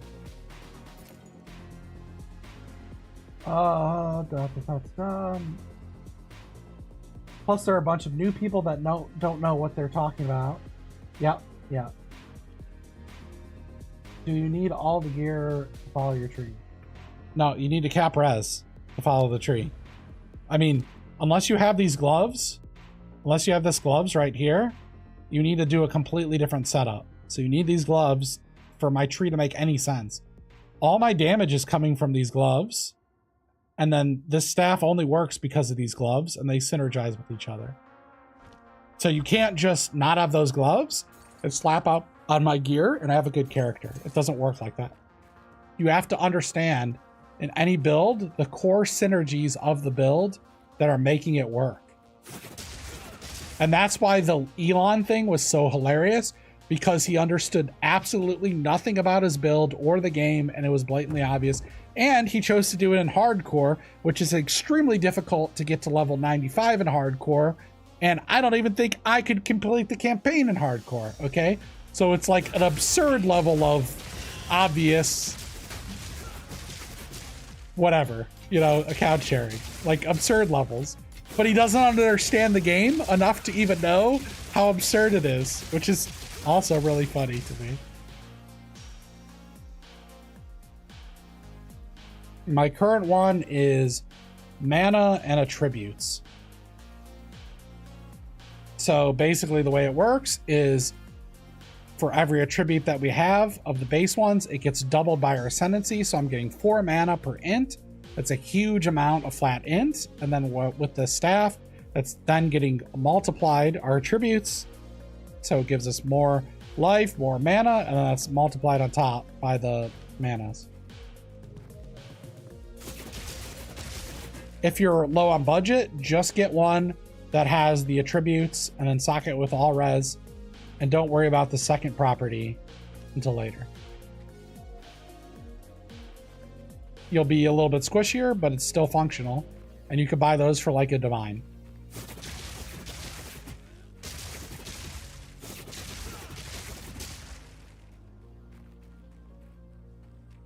Anyways, I'm not sure what I'm going to do with this channel entirely, especially with other builds, but what I'm thinking about doing, because most content creators want to play with their flashy toys, right? They want to go run around in a 400 divine build or something that no one else can follow. So I'm toying with the idea of exclusively doing like budget setups or something. where we're like starting with a 2 divine budget max and then growing it to a 20 divine, and then that's where we take the character, and that's it. Like 20 to 40 divines. And we do that with a bunch of different characters. I think that helps you understand the game better, because you're understanding that what are actually important in the build, right? So let me give you an example. You have 6 affixes on an item, prefixes and suffixes. The content creator you have might be using all 6. How many of those are actually important? Maybe you actually only need 2 of those, and the other ones are nice to have. So will the build function if you're only using like a 2 affix, you know, amulet or whatever, or ring? Maybe. And so the question is, and this is what people usually aren't asking, are when they're looking at a build, they're trying to follow it to the T instead of asking themselves, what are the synergies of the build, and what are the important stats in these items, and what can I cut down to a lower budget that will work?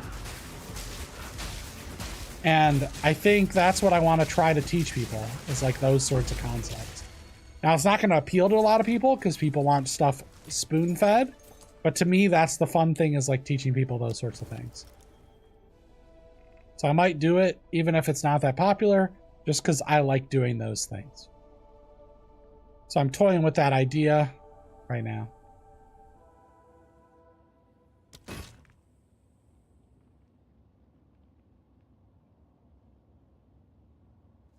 But the problem is, the campaign, here's a huge problem that I'm about to have, right? This character is extremely fast, and it blows up the screen. Am I really going to be able to level another character? Any character at all? Every character, after I played this character, is going to feel like crap, I think, right? Because this character is just so darn strong. Like, it's just ridiculously strong and fast for the budget points.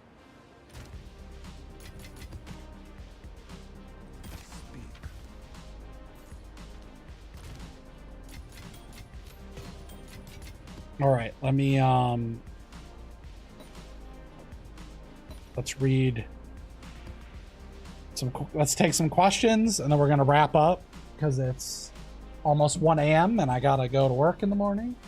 So I got to hop to bed. All right, let's go all the way up.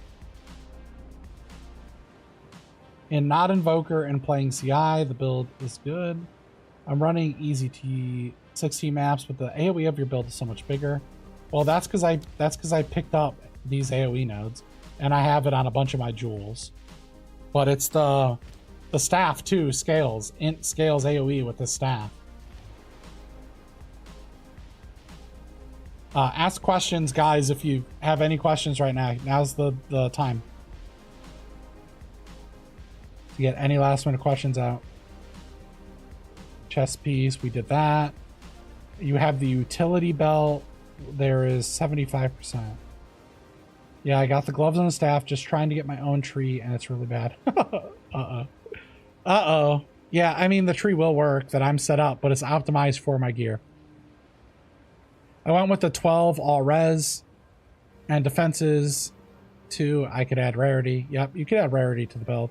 I think someone asked that. You have the utility belt. There's 75%. I think you mean the one that does the attributes here and here with the rings. I'm assuming that's what you're talking about.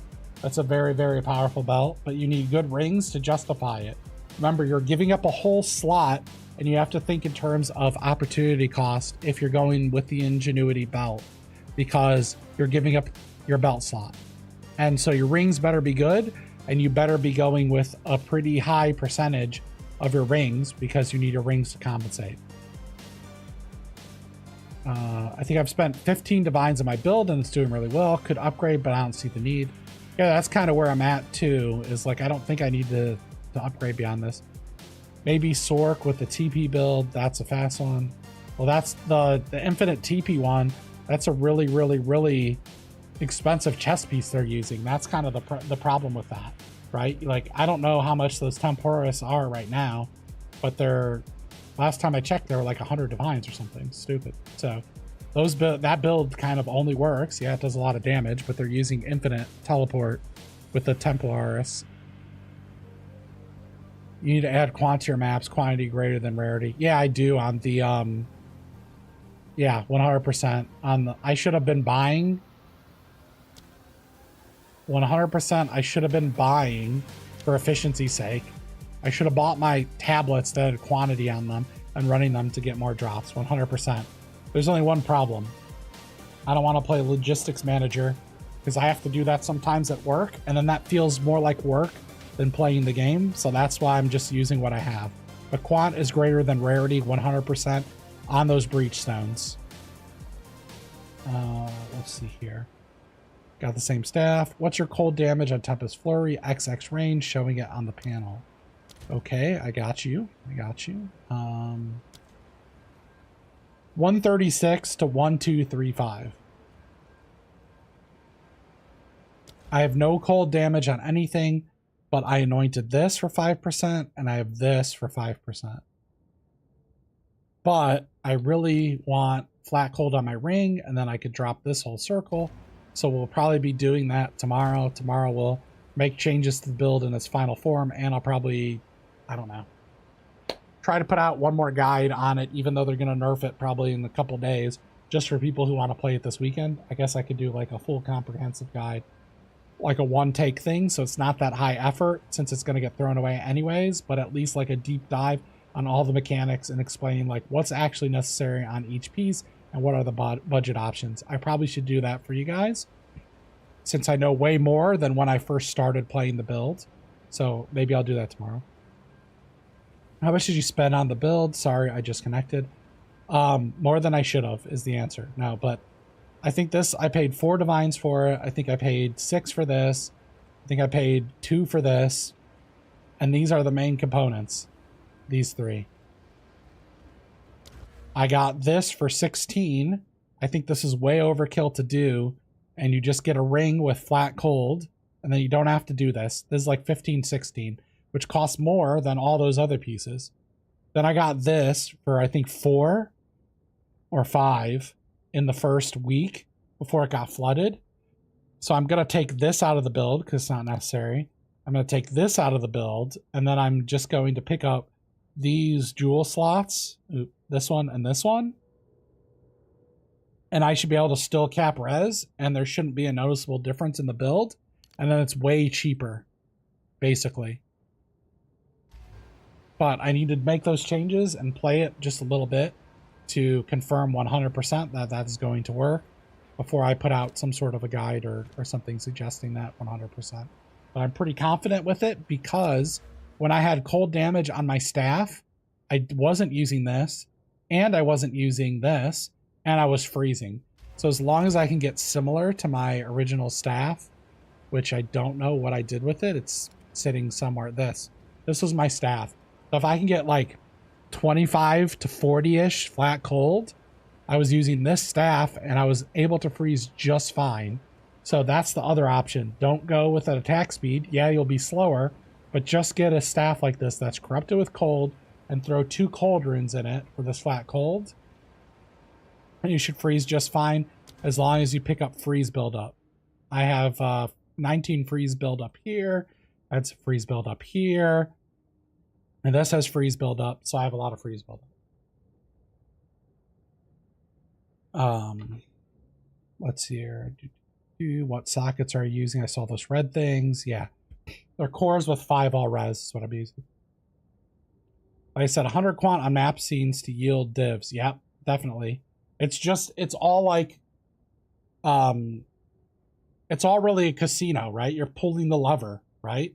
And so if you have 100% quantity, you're basically pulling the lever once, but the slot machine does like 2 iterations for everyone. That's really what quantity is. More items are dropping, and then there's more opportunity for more of them to be converted into higher currency.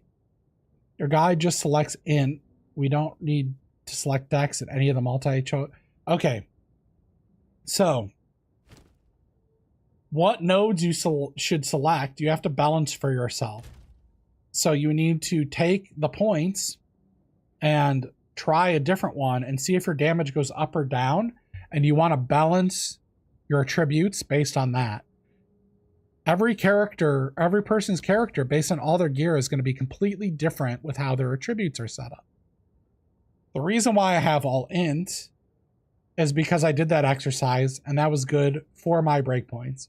Plus, I value AoE and I like having the mana. Currently, I have more dex than I really need, and I took some out of strength and int to put in a dex. If you're having problems freezing, although your damage might be better with more int, you might want to put more into strength because that's giving you generic increased damage and that's scaling your cold damage. So you just put some of your int into strength and you'll probably fix some of your freezing problem as long as you have some flat damage. Sorry, I'm like burping. I'm burping up onions right now. I'm so sorry about that, guys.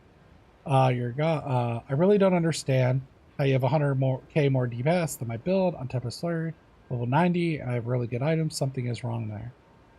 You probably don't have balanced on your attributes. A lot of it is this staff because it attacks so quickly. Let's look at this staff versus that staff. This one is 111, so the staff is giving me 10k there.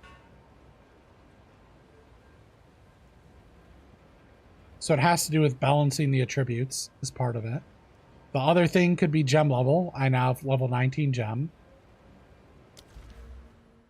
Outside of it, yeah, I don't know what your attributes are at, really.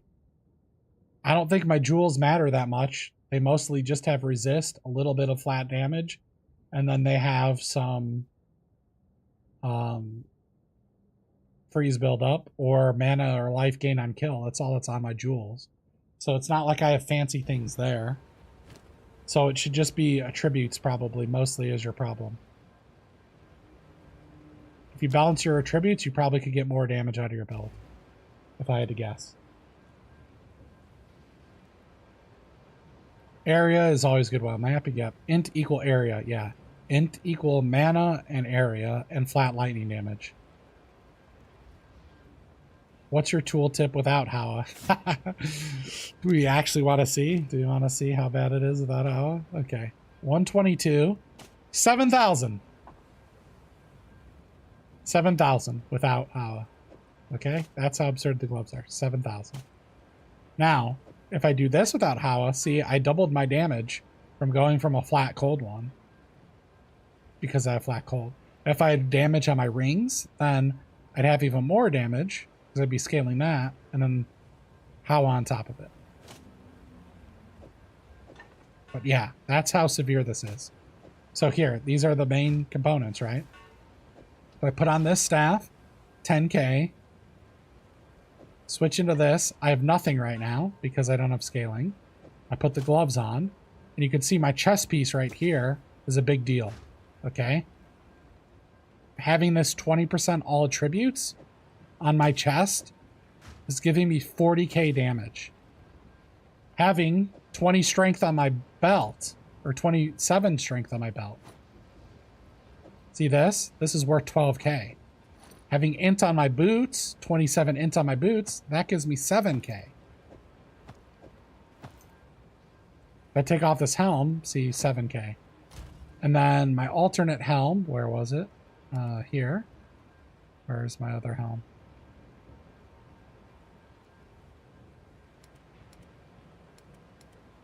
Did I lose my other helm? Where is it? Where's my bossing helm? Oh, here it is. This is my bossing helm. And it gives the attributes. So why am I not wearing this for map clear? It's because I want the 54 rarity, because it definitely drops more divines. If we look here and equip this, I get another 20k. See? So let's just do this. Okay? So this staff itself, actually let's equip a random other staff.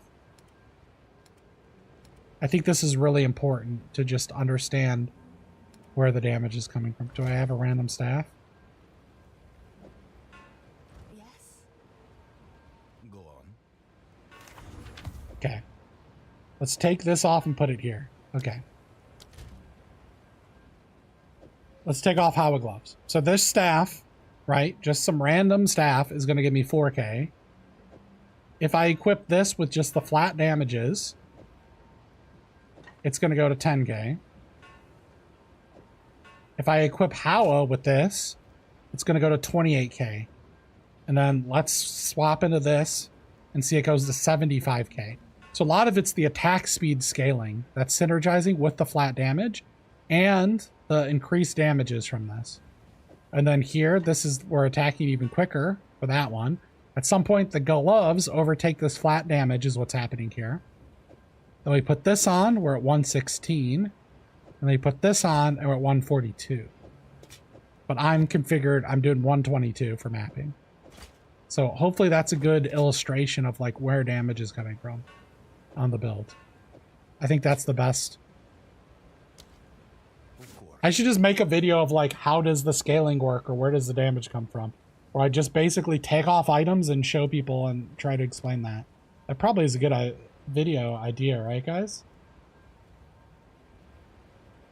Pillar can go 12 per 5 int for more, 12 per 5 strength. And then you would go with a 12 per 5 strength increased damage and then put in 2 attack speed ones for even more increased. Rarity and res for maps, Black Sun for bosses, yep. How about swap siphoning? I don't know what that means. I just learned a lot. Mom makes no sense until you get Howa. Yeah, kind of. Well, until your stats stacking really high, Mom doesn't make any sense. However, just being a Gemling Legionnaire is going to give you a lot of mana. So I would say pick up these nodes here because it's like a slight Mom. And then anoint this, and then you'll have 26 damage. I think it's 26. Yeah, 26 damage taken as mana before life. So you're using your mana pool as part of your effective health. That can be a really easy way to get a little bit of effective health before you go mind over matter. Like you're saying. Okay. So that's it for today's stream. Tomorrow, then, the plan is to try to drop this jewel, maybe even this right here, and this out of the build, and try to still cap res and be able to still freeze, so it simplifies the build, because I don't want to be giving people the impression that this is necessary and that this is necessary for the build, because I think a lot of people have that impression right now, and that's not good, because I don't think you need it. All right, let's put these in here, and budget pillar, and let's log out. All right, sweet dreams, everybody. Hope to see you guys soon.